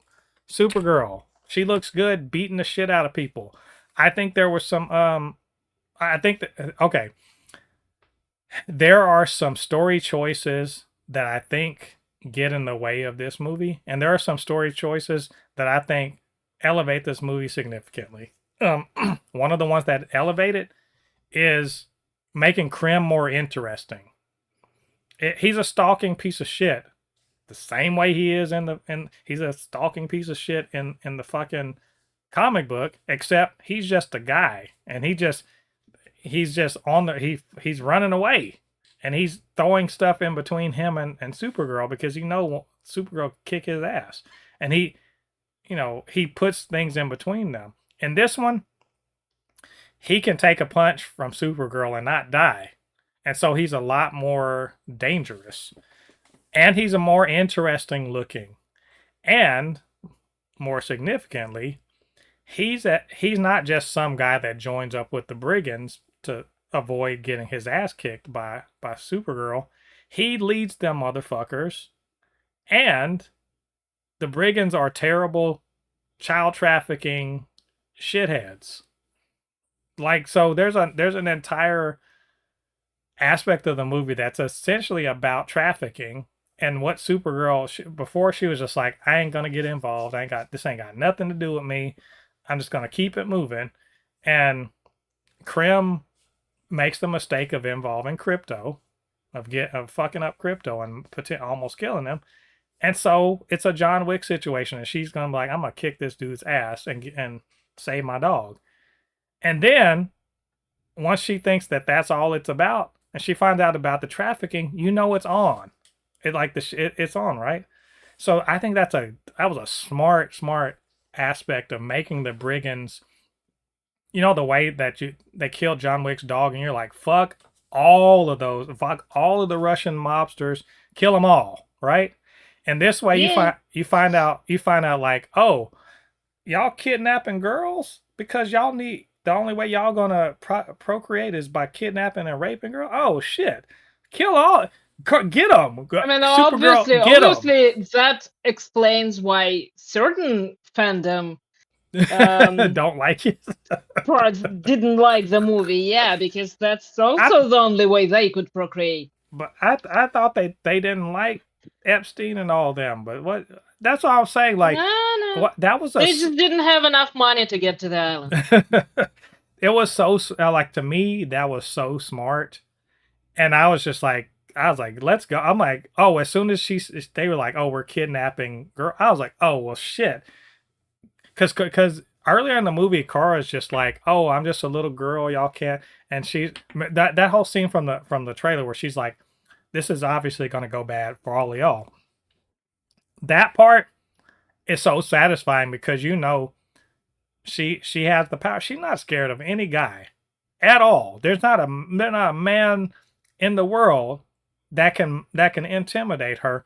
So she's just like I'm gonna beat the shit out of all of y'all. Every one of only reason why I ain't done it earlier is because I got this squishy little Ruthie that I don't want to get hurt. Otherwise, I'd have been ran through y'all. It makes it so satisfying, um, especially in the final action set pieces of the third act. Beautifully executed. Another funny thing is that while you were talking, I just realized that, like, remember all those idiots who like this manic pixie girls and girls who are not like other girls? Well, she is not like other girls. Like, literally, she is different. But the point is, she doesn't need them, so they're upset about that, and that is funny. I find that incredibly that funny. yeah they don't want a strong empowered woman who isn't impressed or intimidated Or by trying to impress. yeah and she's not trying to yeah she's not it's like she's not impressed or intimidated by their displays of their supposed displays of masculinity. But she don't give a fuck about any of that stuff. Like she's on a mission. um but also she's a woman who is I think maybe that could be it. There are so many hallmarks of Kara Zor-El that a lot of conservative men don't like. She doesn't need a man. She's stronger than a man. She's not intimidated or impressed by their whatever they call masculinity. And she travels and she's pretty smart. You know how you know that? She speaks other alien languages. Remember so an average ass dude is unimpressive to her. Like it's completely unimpressive to her. And in fact, she doesn't even give a shit about any of that stuff. There's no romantic anything in this for Supergirl. She's on a mission to save her dog. Her dog, by the way, who was Kryptonian. And that's the other thing they did that was good. They showed the Kryptonian past, the trauma of surviving the destruction of Krypton and living on a shard of it that essentially is poisoning the people, and she's having to watch them all die. And then being sent away by her dad. And Krypto's he's the last connection she has to that last shard of Krypton that she grew up on. She was born after the destruction of Krypton. And she grew up in this terrible world and we're watching people die, and she was sent away. And Krypto's the last connection to that, and you're gonna fucking try to kill him? Oh, it's on. As soon as Krypto got hit, I was like, "Oh well, fuck that. It's done. Like we got to get you." It's ridiculous that some people didn't think that like she had enough motivation. I mean, Did y'all seriously, watch the like, movie? I'm what trying to are figure you this out. talking about? A lot of these That's people, so a ridiculous. lot of these people, I'm like, they were like, oh, I watched it. It didn't make any sense. What the fuck were you watching? It couldn't have been the movie I watched because I knew exactly why she was doing what she was doing. And just to make Yeah. sure, they pounded it into your head. Crypto is the most important thing to her in the universe. Straight up. Why do y'all think Clark was damn near about to fucking run Lex Luthor through a wall? If Lex is lucky that Clark got Crypto back. Because if Kara Zor-El got back to fucking planet Earth, if she had gotten back to Earth one day earlier and found out her dog was she'd have ran that motherfucker into the sun. That's why, like, they don't get that. They don't understand. She does not. She is not. She is on that time. And like, what did we watch? What did y'all watch? Y'all ain't watched the movie I watched. Look, it's again problem with people watching with their ass. Like, how do you go into a movie theater and do you Miss keep your head everything. under the seat? I don't know what the hell is wrong with people. But another thing I really liked, and I think that's my favorite part, is all the flashbacks Mm-hmm. and the fact that they finally designed Krypton to look like a planet where actually people live Mm-hmm. and with actual culture. It doesn't look like just weird steel skyscrapers without any design and like technologically advanced, but like without any trace of actual architecture, something like that. But this time Krypton looked specifically like a planet where people live, Mm-hmm. which has culture, which has history, and that is incredible work. It's the first time, I think, Yeah. where it doesn't look like some mythical sci-fi something, but looks like a And place. we actually got to see her parents. Like, uh, so far, which is interesting. Usually, we see tons of Jor-El, right? And I forget what's it? I forget. And the Lar, lady is it of the Was it house. Laura? Was the I, was Clark's I mom? don't But remember. we see tons of them being like, "We love you, son," but we're sending you off to the stars, and like that. We pretty much never see what happens with Kara's parents. We get the opposite here. We see all we know about uh, Clark's parents is from that video. And this one, we see them again, and it doubles down on the fact that they wanted Clark to come to Earth and dominate, versus Kara's parents, that's their cousins. So brother, their two brothers. He instead of sending Clark away to dominate and to repopulate the Kryptonian bloodline, he instead enacts a plan to save as much of Krypton as he can, right? With his super science, save as much as he can, keep people alive, and to train to they raised their daughter not to. He said explicit. I don't want you to dominate. I just want you to be good. And the whole underlying theme of it is you can be good. You can be be good, be kind, but that doesn't mean you're nice, right? That doesn't mean you're that you're all everything you're doing is just good, but you're good being a good person.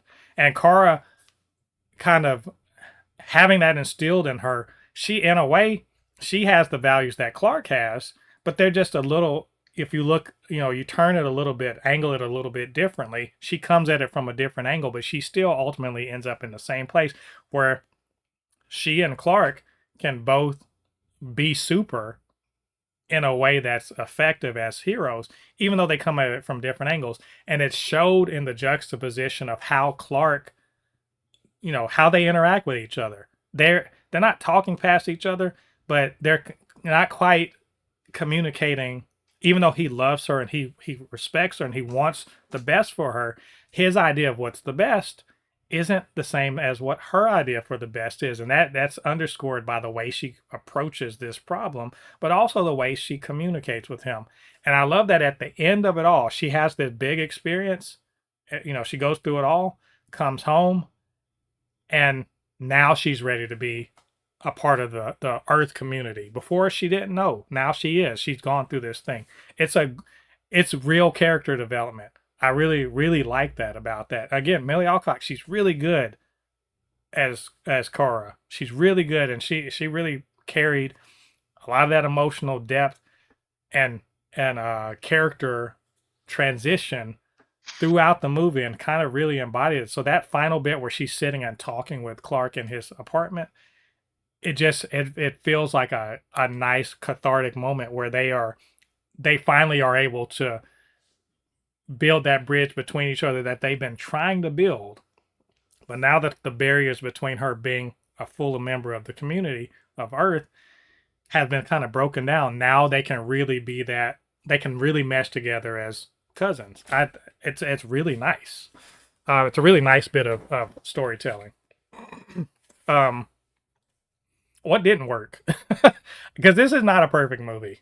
And I finally, I think I've Let's start nailed with down. Lobo. Yeah. Why was he there? Could have been a lot of anybody. people say like, yeah, he was there instead of Comet the horse, which people probably wouldn't have I would have understood liked that. anyway. Yeah. But I mean, for me personally, I don't think that he was necessary at all, because like he didn't add anything to the story. It could have been anyone, and the fact that it could have been anyone kind of like negates the Yeah. whole him being there.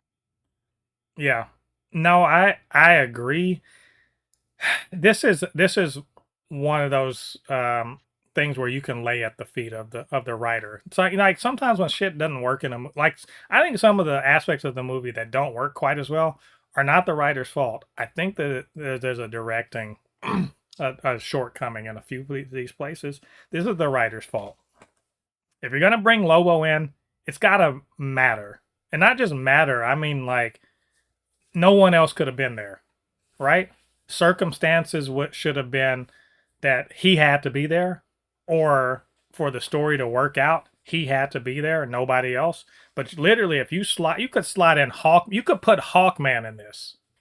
Hawkman could have been Carter Hall. Put him in here, he'd have done the same shit, right? Because Hawkman has roughly the same powers.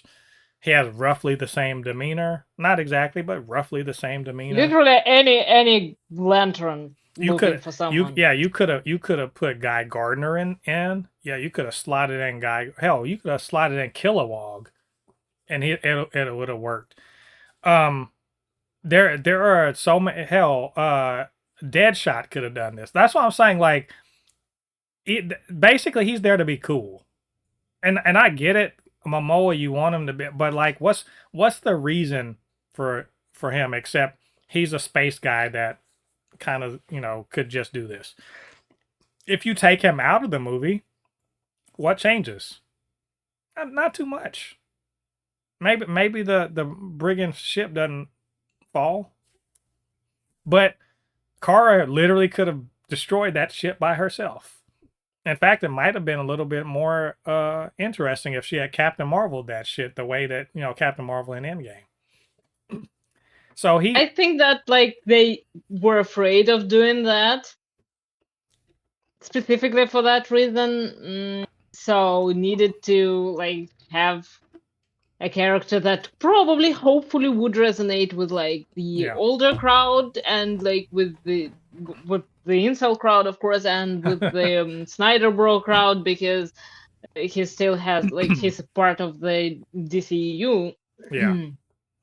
So I don't know. It just seemed to me like a weird choice, because he kind of breaks the story. It doesn't feel natural for him there. His brand of humor doesn't fit into the story at all. Right.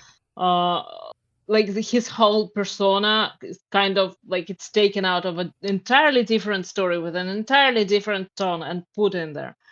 It's like, I don't know, trying to shoot Civil War, like the MCU Civil War, or like Winter Soldier, and putting, I don't know, Rocket there.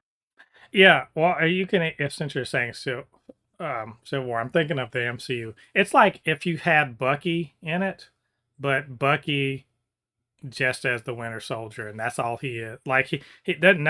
Like he doesn't bring like his personality is it's fine. Like At he's this point, you could do it. At this point, you could do it, yeah of course, because it's entirely different story, and you know yeah. his backstory, and he's been through this Well, whole I'm shit, and talking you can about go back, like tell a story from days of yeah. yore and put him in there, but not without any, warming up to him. There yeah, that's another thing. There's a little bit too much tell instead of show. But and I get it. You're trying to be like, who the hell is this? Oh, let me lore drop real quick Yeah, so you'll know what's going on. it feels like he was written at the last minute, Yeah. and like cut into the movie at the Well, last I think minute. it would have been more interesting if there's some hints at this that you know Kara does go off. She goes off planet enough that she knows a bunch of shit about what's going on. She speaks other languages, etc. It'd have been cool if she did not, if she had only heard of Lobo but didn't actually know him. She's clearly apparently they haven't met, but it would have been nice if she didn't know shit about him because then they'd have been like, who the fuck is this guy, right? And or if Yeah. they had been competing for because he's after one of Krim's, Krim. He's after one of Krim's like right hand people, right? It'd have been cool if he had been after Krim because now they're competing about who's gonna get Krim. It's not And about there is a point of him being yeah, there. yeah. He's just like we're gonna because one of the things that didn't happen that might have been more interesting, the two superheroes meeting and fighting before they join forces. They joined forces because they both happen to be going in the same direction and he's kind of pissed that they capture him. But it would have been more interesting if they had been fighting about who gets to get Krim, right? That now she's got to deal with not just the brigands and their bullshit, but also Lobo being kind of a dick. And then Ruthie's kind of in there trying to be like, let's just like chill out. That might have been interesting. The other thing is this movie is not long enough. I know look, this movie is not long enough for one reason. Because there are certain moments where if they had just spent 5 minutes, you can make this better. The opening of the movie is cool, right? Um, but it lacks a bit of punch because we're just dropped straight into this house, and our only reference is it's a family, they're on the frontier, there's a little girl. That's not enough. I get that kids are automatic sympathy. Taking 2-3 minutes to kind of like think about it this way: take a 2 or 3 minutes to establish the family and why we don't want them to die, right? Similarly, like remember in Star Wars, the first A New Hope, they take 10-15 minutes to be like, here's Luke, here's his uncle, here's his aunt. There's a dynamic. They live on a farm. He's a teenager. They spend some time so that when Aunt Beru and Uncle Owen are dead, you're like, well, that kind of Luke doesn't sucks. feel Well, he anything. doesn't feel anything, but but you're just like, well, that kind of sucks. Like we like that. Well, damn. But in this one, they just drop us in, and the only thing we know is Scary Krim is coming in, and he wants something from them, and they are And he is intimidated. spy. He's bad. He's been an ass. Um, He didn't even enjoy the pie, though. he looked like he he I had mean, if you steal the pie from a family, at least enjoy it. he they if they had spent 5 minutes to be like showing them working on the farm, the interaction between brother and sister and dad and all that. Oh, dad, I want to go into the town to get some power converters. That shit, they've done that. 5 minutes, do that. Krim shows up. You're like, God damn it! Why would you don't kill these people? Oh shit, you killed them, right? So there are times like that through this movie where there's just if they take 5 minutes to just do a little bit more. So give us a little bit more context, introduce a character a little, give us a little more into it. It makes the later scenes more interesting. But they tend to, instead of doing that, they just say things, right? Um, or they could have done a voiceover where Ruthie is like narrating, "Hey, this happened. Like when I was, when I was younger, I didn't realize how important this day was going to be." And so there are moments where a rhetorical device, or a little bit more time, or just not resorting to just having the characters tell us what's going on, where this could have been a lot more compelling. Um, beyond, I mean, I think the movie is, as far as it's very competently made, in some ways very nicely made. I think sometimes just the story, it just doesn't hook as well as it should. Does that make sense? When I No. well, no, what I'm saying is when I No, watch it does, yeah. when I watch a movie, I can tell within 20 minutes if it's hooked me. If I'm like, "Oh, I'm in here," right? And this had me, but there were times where I was just like, it has me. I'm along for the ride, but I'm not being pulled along. It's not hooked me and pulling me along. I'm just I'm here. And I felt I'd that a say few that times. for me, it didn't do it immediately, but it did after like a certain point, because in the beginning it kind of felt like a lot of like a slideshow, a bit of a slideshow, and those were like illustrations for the comic book, like live action version of the comic book in many parts, and then some parts it was something new, but it did feel like a retelling Yeah. of what I've read, and I Hmm. was wondering what would a person experience if they haven't read that. Right. So maybe I should have waited and like read That the book after the that after the is movie. So Yeah, I think that, and I think there's some disappointment from people who know that. And I knew things were like, I never thought the horse thing was gonna make it in. It would have been cool, but I didn't think it was gonna make it in. Um, oh, I did not particularly like the horse. I mean, I just thought it was a it cool was too sequence. much. I thought it was a It very was a cool cool sequence, sequence. and the horse had its own story, but I can't say that I'm a fan of the Yeah. horse. What I did regret that they didn't do it was Ruthie's whole outfit, her look, and Hmm. the way she spoke, because like I know that a lot of people don't like it, but for me it was like a very defining thing that makes her character memorable. And Right. if you would have given her that speech pattern, that would have been very nice, because it would be different and a little bit kind of campy, but a little bit like theatrical, Right. and could have leaned into that. That would have been interesting. Plus her look, which is kind of like a little bit medieval vibe, mm, that would have done great. I think that would have worked. Yeah. It was. Uh, By the way, and I liked Eve Ridley in the role. They did.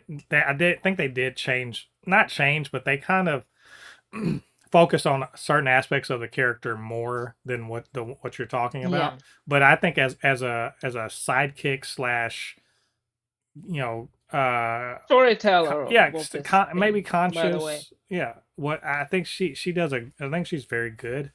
Um, and she has her moments too to be really cool. I think Like she looked like her look.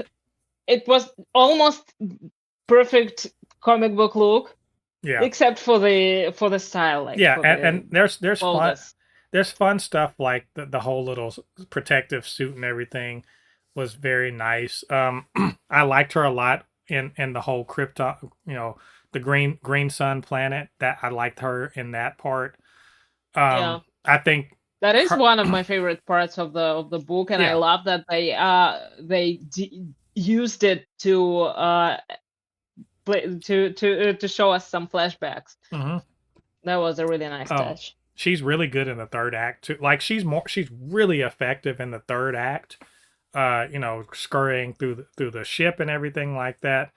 um Even like, that when she's facing up against him on like the line, there's like a lot of fun stuff like that. I think the third act is super strong. Like it's really a really strong finish to the movie. I think act two is like, that's the part where I was like, okay, I'm really in now. First act didn't really get me so much, but act two did. um there are some parts where, like, the part where she's spaced and then like the sun rises and like she gets her powers. It has that whole. It's a fun sequence. Even Yeah. the fight, the teleportation fight. That's a really good sequence. Like they set up some really fun The actions. moment when she screams in Yeah, space, that was just amazing. yeah. Fighting on the planet, and trying to save the kidnapped girls and everything like that. Just like whenever they have physical stuff going on, it's really fun. It's really cool. But like I said, the third act I think really kind of it finishes super strong, and it doesn't in the same way that the book does, and that's fine. And I understand why they did what they did, um, and why Cora does what she does, and she keeps Ruthie from being making a mistake. Um, it I think the book probably ends better in my opinion, but it's able to do things out of time that don't make sense in an ongoing cinematic universe. So I'm fine with that. Just overall, look, I like the movie. I think that first act is probably the weakest, and it may be, it may have some people out of it, but if you give it some time, it is going to get you in the second and third acts. And I think it's a good entry. I hate that people aren't into this. This is going to be one of those movies where they watch it on streaming. They're like, this is good. And I'm going to be like, Yeah, I wish I could reach through the internet and wring your neck. Because you the should have gone problem to the is theater. the problem for me is that the movie is really good and we know it, and most people like they are it's like we're thinking of the ways to simplify it so that people wouldn't be so strained while they watch it to understand it, but it's when you understand it, it's really good. Yeah. And should we really dump stuff down for people who refuse to understand it initially, intentionally? I don't think that we should. I think that like it's great if you like to think about the stuff that you watch. It's great, and if you don't, then well, find something simpler. Yeah. That part. It's saying, I think it's saying a lot of things. Um and like if you like True Grit, I don't see why you wouldn't like this unless you just really don't like seeing a woman in that role of the gunslinger that, is trying to save this girl from the consequences of revenge. That's I mean, what else? And also Crypto lives, so hey. Her love for crypto is I get it. I completely understand it. And Also, I knew that he would be fine, and she still sold me on the whole yeah, worry thing. yeah, she was like, I'm not showing it, but these motherfuckers are done. Also, Corn Sweat's very good. Where you can't go wrong with Corn Sweat showing up as Superman. So good stuff. Y'all go watch the movie, and we'll talk about more DCU stuff in the future. Let's talk about the big boy that premiered this week. Y'all, Peak is back. Let's just not beat around the bush. Peak is back because X-Men 97 season 2 premiered on Wednesday. And it's 100. Is it 100% on Rotten Tomatoes? It better be. Who's the dummy that said this is not good? I don't think there is. I think it's 100%. Let me check. But yeah, it came back, y'all. It's been 2 years because they didn't know that this was going to be a hit. Season 1 was so phenomenal. It is 100%. Yeah, and it like better be. audience score is 96%. Yep, it's Peak is back, y'all. I'm just what I'm saying. Look, Yeah, who are those people who didn't like it? weirdos. What the hell is wrong with those? Let's see. Season 1 was Peak. Look, literally, if it wasn't for season 1, you and I wouldn't know each other, right? Literally, Yeah, true. you and I would not know each other if we didn't, fan out over the first season and all connect. There's a bunch of people we follow we're mutuals. We wouldn't know each other, and so thank you, Bo DeMaio. You did something good. With all the weird shit he did. Yeah, he's been extra right now. I'm not even paying attention to what he got to say. He did I believe he worked on this season. Yeah, he He's wrote got this season though. he's got an executive producer credit because he has to, Mm. but he got fired, while this season was in production. Um, but we're getting what we're getting. I don't want to get it too deep into that. The point is, it's a hit. First 3 episodes dropped. I did not get to be a part of the threads live threading about it, but that's okay. It's cool. I did I watch it. stayed up. Yeah, but you're dedicated. I mean, this is what, and let's remind everyone who maybe don't know your lore. X-Men is your thing. Like, Yeah, yeah, X-Men is what got you into comics. X-Men, animated X-Men in particular, was what got you into evolution. comics. So this is like you. This is for you, and I knew it was for you when I was watching these episodes. I was like, "Oh, Polly knows. Polly is 100% on everything that's happening in this." It's like if there's a character I don't know, I know she knows this character. Like it's really cool to see it back. For all of us who got into it in the first season. So I've already haven't buried the lead. These first 3 episodes are great. I think the first Awesome. episode is the best out of the three. But that being said, none of them are bad. And none of them are less than like great. It's just that the first one does what a first episode, season premiere should do. It tells you exactly why the fuck you're here and why you need to stick around. And it shows you dope shit. Because remember the first episode 1 of X-Men 97 season 1, that part where the Friends of Humanity are like in that warehouse and Scott's in there, he's like, "Oh, I should be fine." Not, and he starts blasting himself around and doing shit. I was like, "Oh shit, this is it. Oh, okay, I understand. I'm here for this right here." They did that shit in this first episode. Woo! So let's go episode by episode. Well, yeah, we got another hour. It'll be fine. This will be a 3-hour podcast. It's fine. Episode 1. Let me. Where is that? Episode 1 is called Days of Past Future. The X-Men at the end of the last season were presumed dead, but they're actually scattered across time. One team is in the future and one team is in the past. They take this opportunity in this season to do some popular 90s storylines. Ascani's son, I believe, is one of them. And I forget I don't remember what the one was but they're talking about Apocalypse's origin, right? And the idea here is that they both encounter Apocalypse in 2 different eras. Um, and so this first episode is kind of like what's going on with where are they, and what are they doing? What are they doing in the future? What are they doing in the past? Um, and it does some really cool shit. We get to see Nathan Summers, who was sent to the future, and Scott and Jean are shadow parenting him for some reason. I was like, y'all ain't told this kid yet? Like, what? He ain't looked in the mirror? No, Yeah. not only that, but like Gina was being so weird. Yeah, uh, what's her name? I Like forget. she quoted Madeline's letter, and I'm like, that was Madeline. You're not Madeline. Just shh. We're not. We don't talk about. She's dead. We don't talk about her.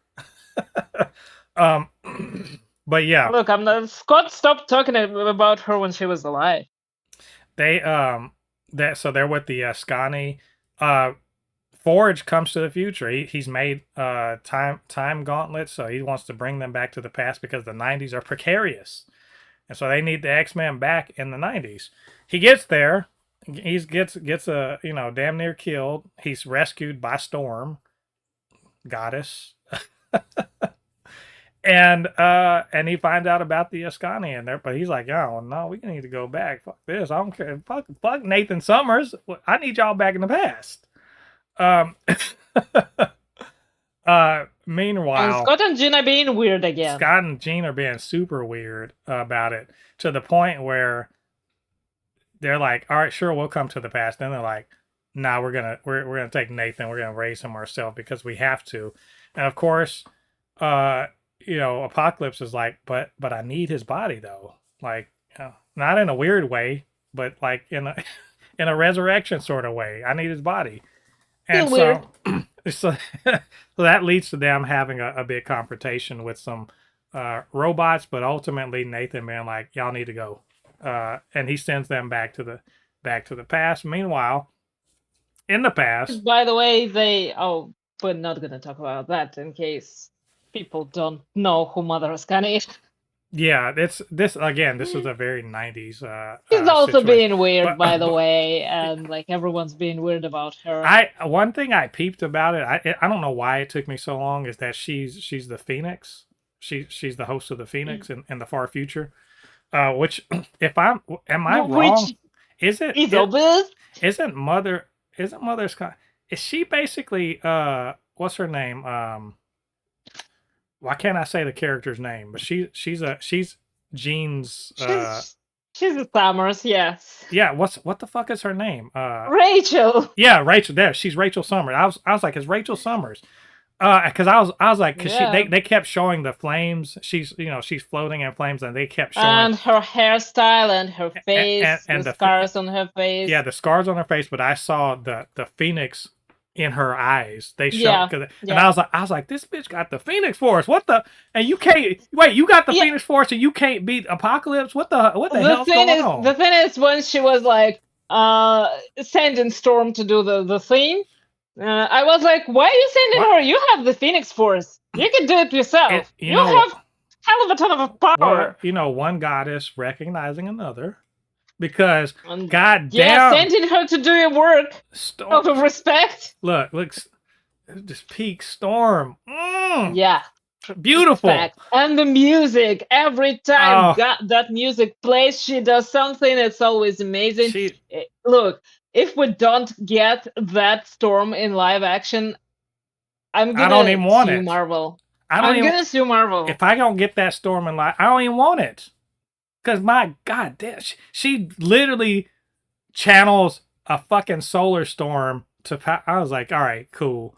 I can Why? imagine people who only know her from like older cartoons and Fox movies. They would probably be like, "What?" What's But happening here? yes, she's on that level. She's on Yeah. that level. It's Absolutely. it's That so ain't even all she can do. it is so great. Like and like Forge is like, holy shit! Like, who am I dating? Who am I getting? Who is this? Because man, she went in. Just absolutely beautiful. At the end of it all, we see like we see Nathan send them back, and he's sort of like crying, and then it phases into Cable in the '90s, and he's got Psylocke and Archangel, and they're about to recruit some new people for X Force. That's the end of that episode. Fucking wonderful. What a great Amazing. starting episode. To Everything be I fair, I want. would say for me, like the episode 1 and 2 were on the same level. Episode 3 was a little less, Yeah, yeah. but still amazing. Like the a little less in terms of X-Men 97 is still much better than anything else. Yeah, most definitely. That first one. And nobody It, needed the singing number. the beauty of this first episode, what I think really works well. Both in my look, say what you want about him personally. He may be a weirdo and whatever, but one thing he was very good at, he threads that needle of fandom because you don't have to know anything about the X-Men lore to like this episode. There's plenty in there that as long as you watch the first season, this is dope. But if you do know X-Men lore, you're going to see a lot of cool shit that pays off the fact that you know what you're talking about. They put little, and by the way, this isn't just him. They got a new showrunner too. He did not drop the ball. But they are putting in small things like little details, little references that reward you for knowing what the fuck is going on, for knowing the comics basically, and they don't shy away from it, and I love that. Apocalypse is like the whole fight with his horsemen is so interesting. Um, and they can't, basically, it's Gene, Scott, and Nathan facing off against these guys, right? And they just basically get wrecked because the horsemen are just they have their number.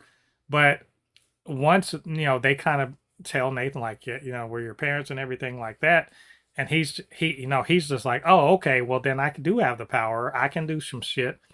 And you're like, oh well, the three of them, how are y'all gonna face them? They wrecked you originally.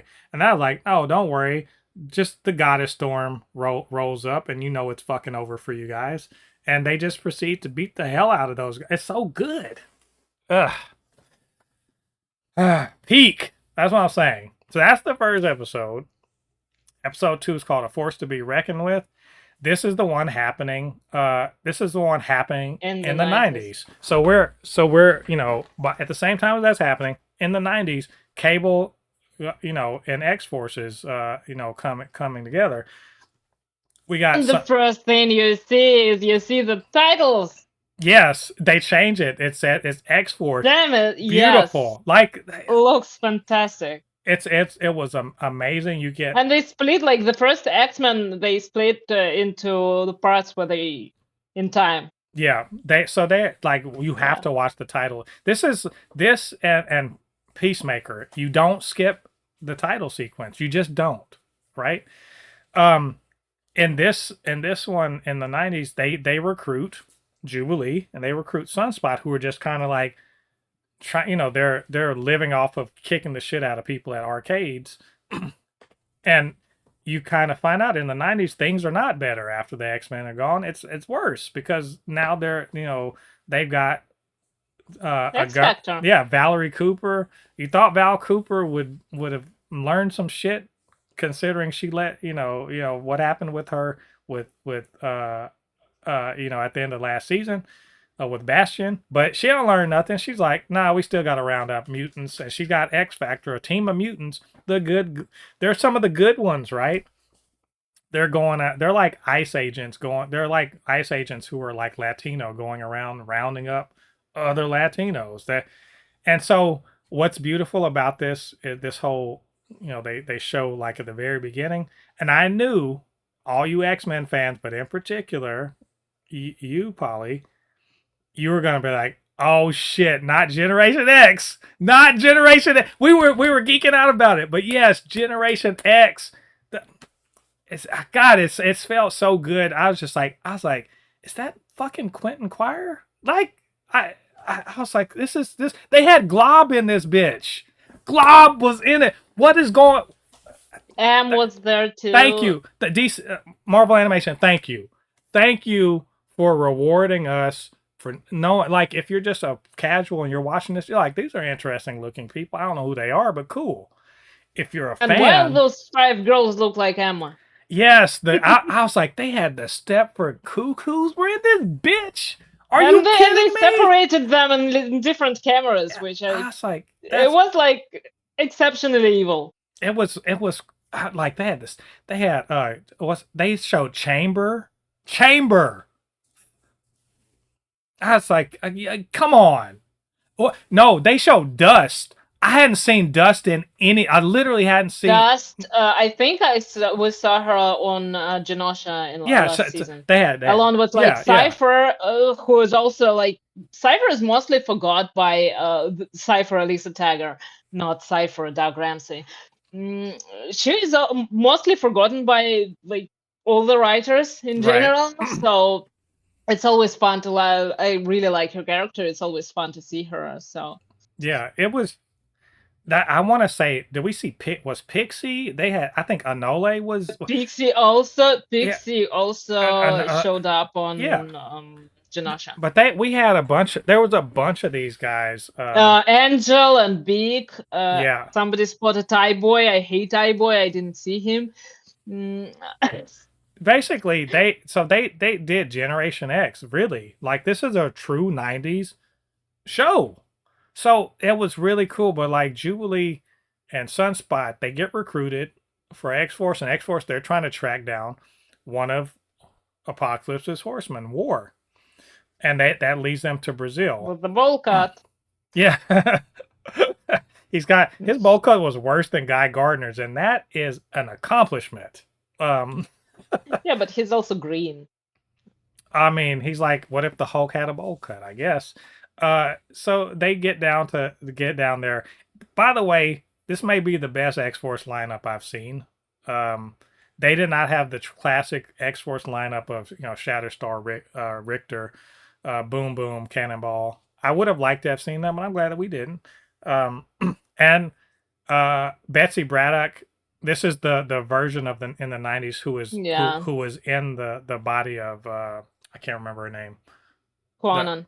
Yeah, like she's a British woman in a Japanese woman's body, which what a colonizing like a pro. I was gonna say, and Archangel, of Very course. British thing to do. That's super. Like the only way it could have been more British if she had been Chinese instead.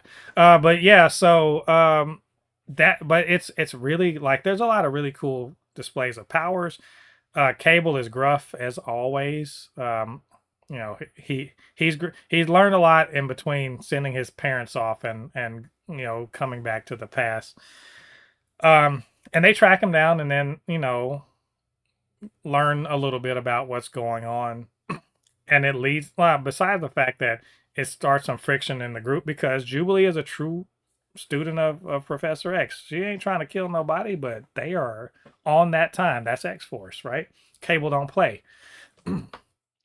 And so but the great thing about Jubilee, I think they're doing now. Agree with me, disagree with me on this. They're evolving her character beautifully. I think she was always kind of like just a kid character.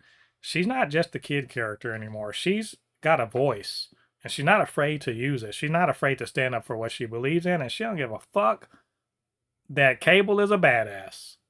Because she's like, they laid the foundation for that in season 1 too. They did it well.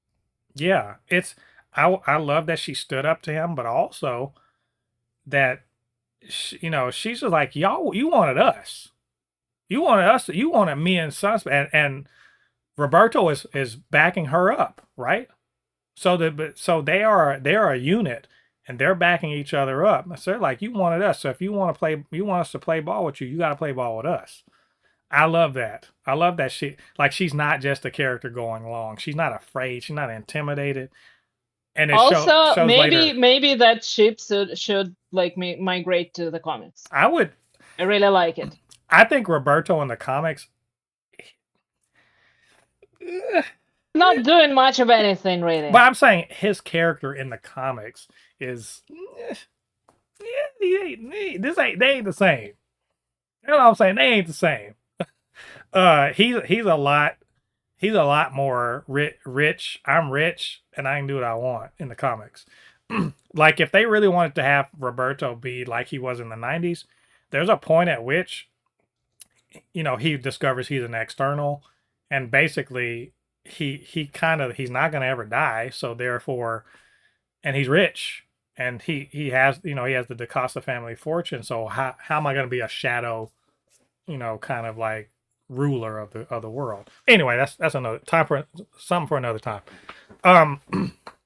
This leads them to basically track down the White Queen, Emma Frost. Like I'm for y'all that like Emma Frost, I do. I personally do like her, but y'all, one of my favorites. Y'all forget, and we saw her in. I think we saw her in season 1, but y'all forget. Yeah. She was a bad guy. So she does, and she's self-serving, which is nothing wrong with that. She's self-serving, but y'all should know that she is not an altruist, at least not yet. So she sells them out. To be fair, though, to people who were shocked by Emma being Emma, most of the people know her probably from animation, and like if they don't read comics, or if they read comics from a certain point, which was a long time ago because she switched sides a long time ago. They used to seeing a different image of her. They Mm-hmm. haven't seen her be a villain, and like she was ruthless. And if they seen her in animation, that would be her anime version or Wolverine and the X-Men version, and she was also kind of on her path to being reformed there. Right. So I'm not really that surprised that people are not familiar with your game. It's kind Right. of like the same effect as Scarlet Witch. People who watch the movies, MCU, they oh, a lot of them think that like her character was mishandled and she was acting out of character. While people who really know Scarlet Witch from day one, they're not really surprised by anything Yeah. she does. But So with Emma, it's kind of the same thing. this is on brand for her though. Even if you're like even Yeah, absolutely. the reform version, she is when they say White Queen, she's from the Hellfire Club, and they're all referenced Hmm. by chess pieces. She's a mastermind. Like she's not she makes it out that she's a mercenary in this. She's a mastermind. She's playing multiple steps ahead. So this is just a smart move for her personally to avoid prison, right? To avoid being one of the mutants that don't get to stay out and free, right? So I'm not surprised by that. I loved it personally. I love that because she's the White Queen. You gotta know. You gotta know what time it is. You know what she on. And that leads to a confrontation between X Force and X Factor that you think would be a lot easier for X Factor to win, considering the fact they have, mini Magneto, and you know, as Jubilee says, bargain. What did she say? Bargain. Ben. Cyclops. It's yeah. Something like Hmm. that. Which that's a burn. That's such a burn, especially if you know how much Havoc fucking has hated being in Scott Summers' shadow. It's so it should have been easy, a harder fight, and they almost won. Except Jubilee is her, and we'll go to that a little in a minute, but and then she gets locked up while the rest of them escape, and Roberto's like, bitch, if you want me to help you, you will turn this bird around and go fucking rescue my girlfriend. And Cable's like, fine, I guess. Whatever, Those I damn guess. kids. Um, but you know what? Turns out Polaris, that has a heart. She when they take Jubilee back, we get to see in all of these, cells. But which, by the way, they do a whole little interrogation scene, and Jubilee is not impressed, like at all. But I did think it was interesting that they had the collars. They still using the fucking mutant power suppressing collars, which why how can you be a mutant working for the government and you cool with slapping these shits on? Now, I get that you're like some mutants, they have bad powers and they're using them badly, and we gotta suppress. I get that, but still, you're putting them on people and you're rounding them up just because they're mutants. Just because they're mutants. What did any of these people that were in these cells do? Nothing. Now, as far as I can tell, nothing. Because if they were actual criminals, where would they be? The raft. Walking while mutant. Yeah, pretty much. Because if they were real criminals, they'd be on the raft. That's what, right? They'd be on the raft. Instead, they're on a shield helicarrier being held in basically a secret prison. Um, and Jubilee's kind of like, oh my God, like this is crazy. She has her whole little interrogation thing. She's not impressed by them, not telling them anything. And she goes in there and she's just like, we're going to get out of here. They did also cameo a character. I didn't know this character, but some people noticed her. The little girl with the big eyes, was apparently a character from the Earth. Was it the Marvels. Marvels Hmm. comic? Again, deep cuts. Love them for doing that. And then Polaris has a heart, and she's like, "I'll give you 5 minutes," and she kind of like lets Jubilee out. And then we get a jailbreak sequence, and you're like, man, like all these people with powers, this is going to be no problem. Apparently, these guys, they don't know how to just fucking use their powers to No, Kick but ass. then she didn't take the collars off anyone but herself. Well, she did. She ended up actually uncollaring people, but like some of them, sure. Um, yeah, some of them, sure. But which also, interestingly enough, did you notice that those same collars were in the future? They were the ones that were keeping Scott and Jean and Nathan. Exact same Yeah. collars. I wonder why. Did the technology just not progress in 3,000 years? Oh, whatever. What But, works works. um, so but my favorite part about this episode is we're treated to just a fantastic, absolutely wonderful sequence of Jubilee, because a lot of people for many years have said Jubilee was a useless character, right? She just throws sparklers, and Works. she gets rescued by Wolverine. That's like his little sidekick, right? Well, Wolverine would be proud, but because she proceeded to beat the shit out of so many of those guards. She beat the hell, like she was you would have thought she was John Wick. The way she was going in on all these people, like she is kicking ass. Wolverine, I wish you could see. I just wish he could have seen the footage because she was kicking the shit out of those guys, using her To powers be to work. fair, she still remembers that, so he could ask Jean to like show it to him. Yeah, yeah. Not a problem for them. I loved it. I know. And then, like, they rescue the people. Uh, Havoc and them try to come in, but it's a little bit too late. And she jumps off the helicarrier and gets rescued by Roberto because, of course, she would. So she's just like, "Fuck you guys," and they get away with And I sense that's gonna cause some problems between Polaris and Havoc. Yeah, Val Cooper sucks. I don't want to. I just want to reiterate that she sucks.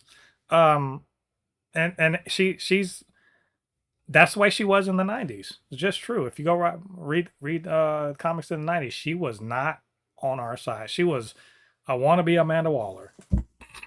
Um, Great episode. I know I talked a lot just to kind of recap it. Well, how did you feel about What? How did I feel about it? God damn. Why you even ask me that? I love that. I can't decide between that episode, like the first episode, and this one, because they're all peak for me. I did love that they really brought in all those characters and all those themes and the way that the world looks. It's so 90s comics. It feels 90s comics. It looks that way. It's amazing. It's like going back and reading all those stories. It really feels like that. it? Yeah. And X-Force, initially, like, not my favorite team, like not the way they originally were created, because first of all it ruined New Mutants, and I love New Mutants, and I still hope that somehow we get New Mutants from this show, but like I settle for, like, you can combine them, bring in New Mutants, Generation X, like, Academy X, do the whole thing, do a spin-off show, whatever. I just need more of that. Yeah. Yeah, it's I think I would love a spin-off. I Damn it, don't and Massachusetts Academy, I want that too. Yeah, I think if they could, I think they could backdoor pilot this because They should. they keep throwing in these characters that we know are Generation X, right? We know that. Like all they need to do is they've already introduced Quentin Quire, so that's cool. All they got Dust. Um, we've seen Chamber. We've like there's a bunch of these people. If all they need to do is introduce Monica, what's her name? Monica. I'm not Monica. Monet St. Croix. They need to bring. They did show her. Oh no. Okay, so they got to bring. They need to bring her. We need to bring in maybe not Academy X. Those are even younger than the Generation No, X people. Academy X is some kids like Dust was in the Academy X. But if they can bring, if they can sort of backdoor pilot it with those people, like to show what the Generation X kids are doing, in in the shadow of all of this other stuff that the X-Men are doing, they could. I would say I would watch it. Can you imagine? But New Mutants. Well, I I mean, want all of that. The but New Mutants could be teachers, but for that they have to like go to school and learn something first, and they haven't been introduced yet. yeah, I think they could do it. Maybe just be like, well, what have you guys been doing? And maybe show that what New Mutant's been up to. But the last episode was episode 3, Rise of Apocalypse. This is a first part of a two-parter, which very smart of them to end on a cliffhanger episode. And X-Men the animated series in '97 are well known for two-parters. This is about what's going on back in 3000 BC, where the other half of the X-Men are stranded, trying to find their way back to the future, and they've aligned themselves with Insabanur, aka Apocalypse, before he's Apocalypse. This is Apocalypse, who is with that what they call them, the Outriders or something like that. It's a group of a clan of like basically desert raiders, and they're beefing with the Pharaoh, Ramatut. Now, if you know anything about Marvel Comics, you know who the hell Ramatut is. If you don't know If anything, you yeah, even paid attention during the end credits, you know who that is. If you yeah, paid attention during the episode, you know who that is. exactly. There's the thing is if you don't know, it's fine. This is still an effective episode because Ramatut he's not like any other. Like this is a whole, you know, I don't want to say ancient aliens, but they got technology. They got, laser guns, and there's flying ships, and there's a And fucking robots. there's a yeah they've got robots, literally robots, as protectors and army. And the raiders are fighting against them, but fortunately they got Insabanur, who is a beast. Like, I watched the episode and I was like, God damn, this dude is way more awesome than I like. He isn't in his apocalypse form that we see later, which is technology and his mutant power combined. He's got celestial technology and all this other shit. This is just him with his baseline powers, and he's doing some shit. This motherfucker got like a giant elephant. And he's like, the elephant looked like it came out of Lord of the Rings, and he spins that bitch by its one of his horns, one of his tusks, and it's just like absolutely going in. So kick ass. Magneto is trying to he's like, what if we He's like, oh my god, I can change him. what if we make Apocalypse into like an acolyte of Charles Xavier? Great And idea. and I'm like, I'm sure this isn't gonna fail. Yeah, it was like I'm not the most shocking part for me is that Magneto somehow got his mm, got like somehow he's got the whole team going along with it, but like the bigger issue is how he got Charles to go along with it. Well, you I know mean, why he got Charles. can you not say no to this man? I mean, baby wants what he wants, I guess. But also the other thing, the real thing, Charles was like, but Charles, he's like, but Magnus, we can't mess with the past You're and like, everything. oh my, And not this shit I was like, again. this motherfucker right here. Underneath it all, he's like, but I'm very flattered that you want to style the future after me. That's, you did. It's like, that's how you keep my heart. But like seriously, like look back just a few hours ago, two were arguing again about like whether to not whether to turn the power back on Earth or not, Yeah. kill all humans or not, and now you are again. Like maybe we can change him. It's that like that couple, that looks across the bar at you. that they are it's that definitely they were fighting. Now they're friends again, but now they're fighting again. But it's a philosophical thing, and then you find out like Magneto's like, no, Charles, I want the world to be like the way you're thinking about it. I'm an acolyte of you. Sure. I'm just like not good at making it happen, and he fails spectacularly. Because they're trying to, Which is shocker. they're trying to get parts for to repair this ship that they're on to try to get back to get back to the future. Where's Doc Brown when you need him? Um, speaking Probably of in the past. speaking of Doc Brown, Bishop's there, and he's been just kind of hanging out, being one of the outriders or whatever the fuck that those people are. But in the episode, they basically are enough of a thorn in the side of Ramatut that they kind of get his attention for sure. And he's like, we're gonna have to find out where they are, and we're gonna deal with them. But they end up capturing like the leader of the army, and Charles goes into his mind to be like, where is this spaceship that so we can use it, so we can go back to the past. And then he finds out like, oh, there's a ton of like mental barriers, and like he's a real number's been done on him, but we can't kill him because we don't kill. And so they, even though Apocalypse wants to kill him, he's like, all right, I'll listen to you, Magneto. Except that one of the Outriders is like, nah, man, what were they call it? They basically were like pro-social Darwinists. They're like Survival of the fittest. And I was like, who is the asshole that taught them this? And it's Magneto.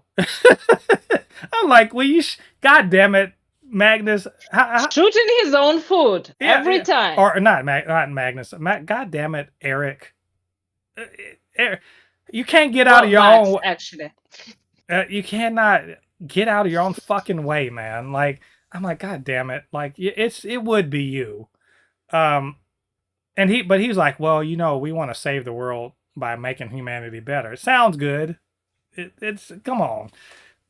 Either way, definitely not gonna backfire. They get fat. What's it called? The Sandstormers. So they find out what's happening. They get exposed, and now now they got to fight. Now they got to fight everybody. Or run. Oh yeah, but no.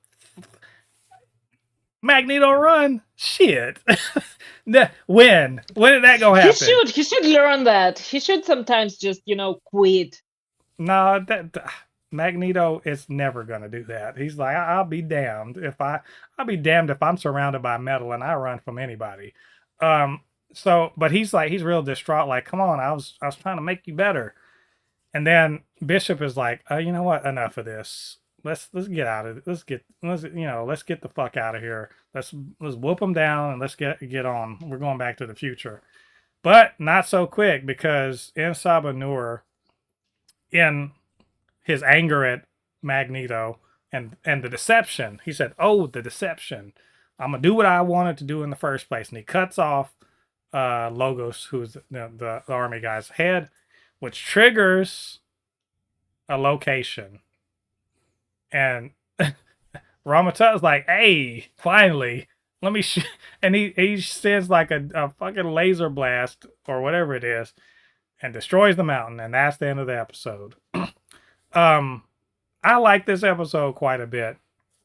It was not as good as the first two, but it's but it is like a little bit because of I feel like it's because of the team a little bit, because they don't, like, Charles and Magneto are interesting, but the rest of them aren't doing anything really, except for Beast failing at science, which is also weird. I'm trying to figure out, like, some of this shit didn't make any sense to me in this sense. They were trying to get to like some kind of place to find the power source, and then they didn't do it. Didn't need it, but Charles did have a vision, though, right? Which is seemingly important, but we'll get to that, I guess. Yeah, well, what's not in, like, we have Magneto in clearly using his powers around the Sandstorm guys, and he's not like, he's powerful and Rogue is powerful. Why aren't they just beating the shit out of no, they're sending these guys on horseback to fight. I'm like, but they're like, well, oh, wait, what? This is their reasoning. We can't change the past too much. You are literally floating in air around these people. No, aren't you trying Yeah, to yeah. rewire the brains of Apocalypse? You're Isn't trying, that changing the past? and Charles is like, we can't, we no, we can't change the past, and we got to minimize how much. What am I crazy? You're talking. If you wanted to do that, get the fuck away from Apocalypse. Just leave. Go do something else. No, y'all are sitting up there. Anything else? Y'all sitting up there interacting with this guy, letting him know, hey, there are mutants. You're not the only one. And all this good stuff. So I'm like, if you're in for a penny, you're in for a pound. Go do something. But the shit didn't make any sense to me. Beast, I did love that. You see Beast. Am I crazy? I saw hints of Dark Beast in him, and he kind of like ranted about Lost it, yeah. there was I was like, oh, I stood back, I was like, oh, I see a little bit of Dark Beast in you, like. And Hank, we know later on he's why is what Hank guy's name Hank fucking up, because he is on it. I Hank, mean, at least he's not Reed. I That would mean have been worse. he ain't far, but um True. but yeah, otherwise, like, they're not. You're right, you got Nightcrawler not doing anything, Rogue not doing anything. It's mostly just about Eric and Xavier and Apocalypse. Um, and sing like Ramatut. So Oh, another little thing. When we saw, God, who was it? Psylocke reading the mind. Like one of the things that made me really love that episode 2, when Psylocke was reading the mind of the horseman. She saw Apocalypse digging up some coffin, I wonder who that could checking be. out what's there. Yeah, Who could that be? surprise, surprise. Well, I guess we'll find Could out it later. be someone, dead? Yep. Well, I mean, I would hope so. It's a coffin, but Well, yeah, you but never know with mutants. It could be Jean Grey again. Jean Grey again. Well, I mean, how many clones of her One are of there? them. How many clones are of there? Isn't not Rachel? Who is who? Which one of them from the future, or is it as another clone of her? I can't. Or no, is the daughter of a clone? I don't remember. It's too much. Anything that has to do with any of them is always too much. Well, Emma Um, has 5 clones, so nothing surprises them. I mean, when you look like that, why wouldn't you clone yourself? You're like this. Well, The world needs more of me, not less. you know what? She didn't do it herself, but that sounds exactly like a reason for her. And a good one. It again, this doesn't end on a cliffhanger. I think it was a good cliffhanger. I'm really excited for the rest of this. I am so freaking excited for the rest of the series, and the next episode, I can't freaking wait. Yeah, damn it. Why is it? It's just Friday now. We gotta wait till Wednesday, I guess. Well, I have Avatar. I'll keep myself busy. Yeah, I feel bad. And Yeah, this is so good that I kind of feel bad for everything else. yeah, whatever comes out between now and the finale of the season Yeah, doesn't stand a chance. Like, especially if you're gonna throw in some except weird Spider-Man. musical numbers. Yeah, Spider-Man is gonna Yeah, be fine, but like no. but none of that. They Yeah, whoever the rest, no. said put Spider-Noir out now. Boy, y'all did a smart thing. If True, y'all true. did a smart thing, because y'all have been overshadowed so hard. This show is just too good. But this, I know this is a long thing. I'm glad y'all, if y'all stuck through this, thank you for sticking through it. We just had to talk through it. It's so good, so good. We're gonna talk about episode 4 next week, though. That being said, that's all of our news for this, and all of our reviews and everything for this episode. I know it's a super long episode. Thanks for sticking around with us. But hey, maybe we forgot to talk about something. You agree with us, disagree with us, just want to say something nice or troll us, whatever the case may be, you know what to do. get down there to the comment section and leave your thoughts. And of course, you can always hit us up, supernotfunnyshow@gmail.com, flirt_force1 on Instagram, Threads, and TikTok. And while you're doing that, do us a favor, get down there, hit like on this video, subscribe to the channel, hit that notification bell. All that good stuff helps to grow this channel, helps more people to see this podcast and all the other things that we do on this channel. And of course, couldn't do this by myself. I needed that X-Men, the deep, deep X-Men knowledge that I just don't have from our good friend Polly. So Polly, Yeah, where you seem to have enough knowledge. I know X-Men. I know some stuff, but I don't read enough comics. But where can they reach you on social media? Go_mixed on Threads, on Tumblr, on Instagram. Yeah, and go check out what she's talking about. What's that? Well, you're talking not Civil Black War not, 2, like yeah, Civil War 2. Ultimates and Civil War 2, yeah. Yeah, you guys go check that out, and of course her other stuff where she's talking about Daredevil and Moon Knight and how much Reed Richards sucks. So that's a constant. Yeah, I mean, it's an evergreen. It's definitely an evergreen subject. This is so long. I don't have a big outro. Come back next week. We're going to talk about X-Men 97 Season 2 and My Adventure with Superman. I'm sorry that y'all are running concurrently because, woo! This overshadow. And of course, we're in the run-up to San Diego Comic-Con is coming up soon. And Brand New Day is coming up soon, so we're going to be very excited for that as the month proceeds. So guys, come back and we'll talk about all that stuff still. Until then, I've been Mo, your comic extraordinaire on all things pop culture, joined by my good friend Polly, and we'll see you guys on the other side of the thread. Peace.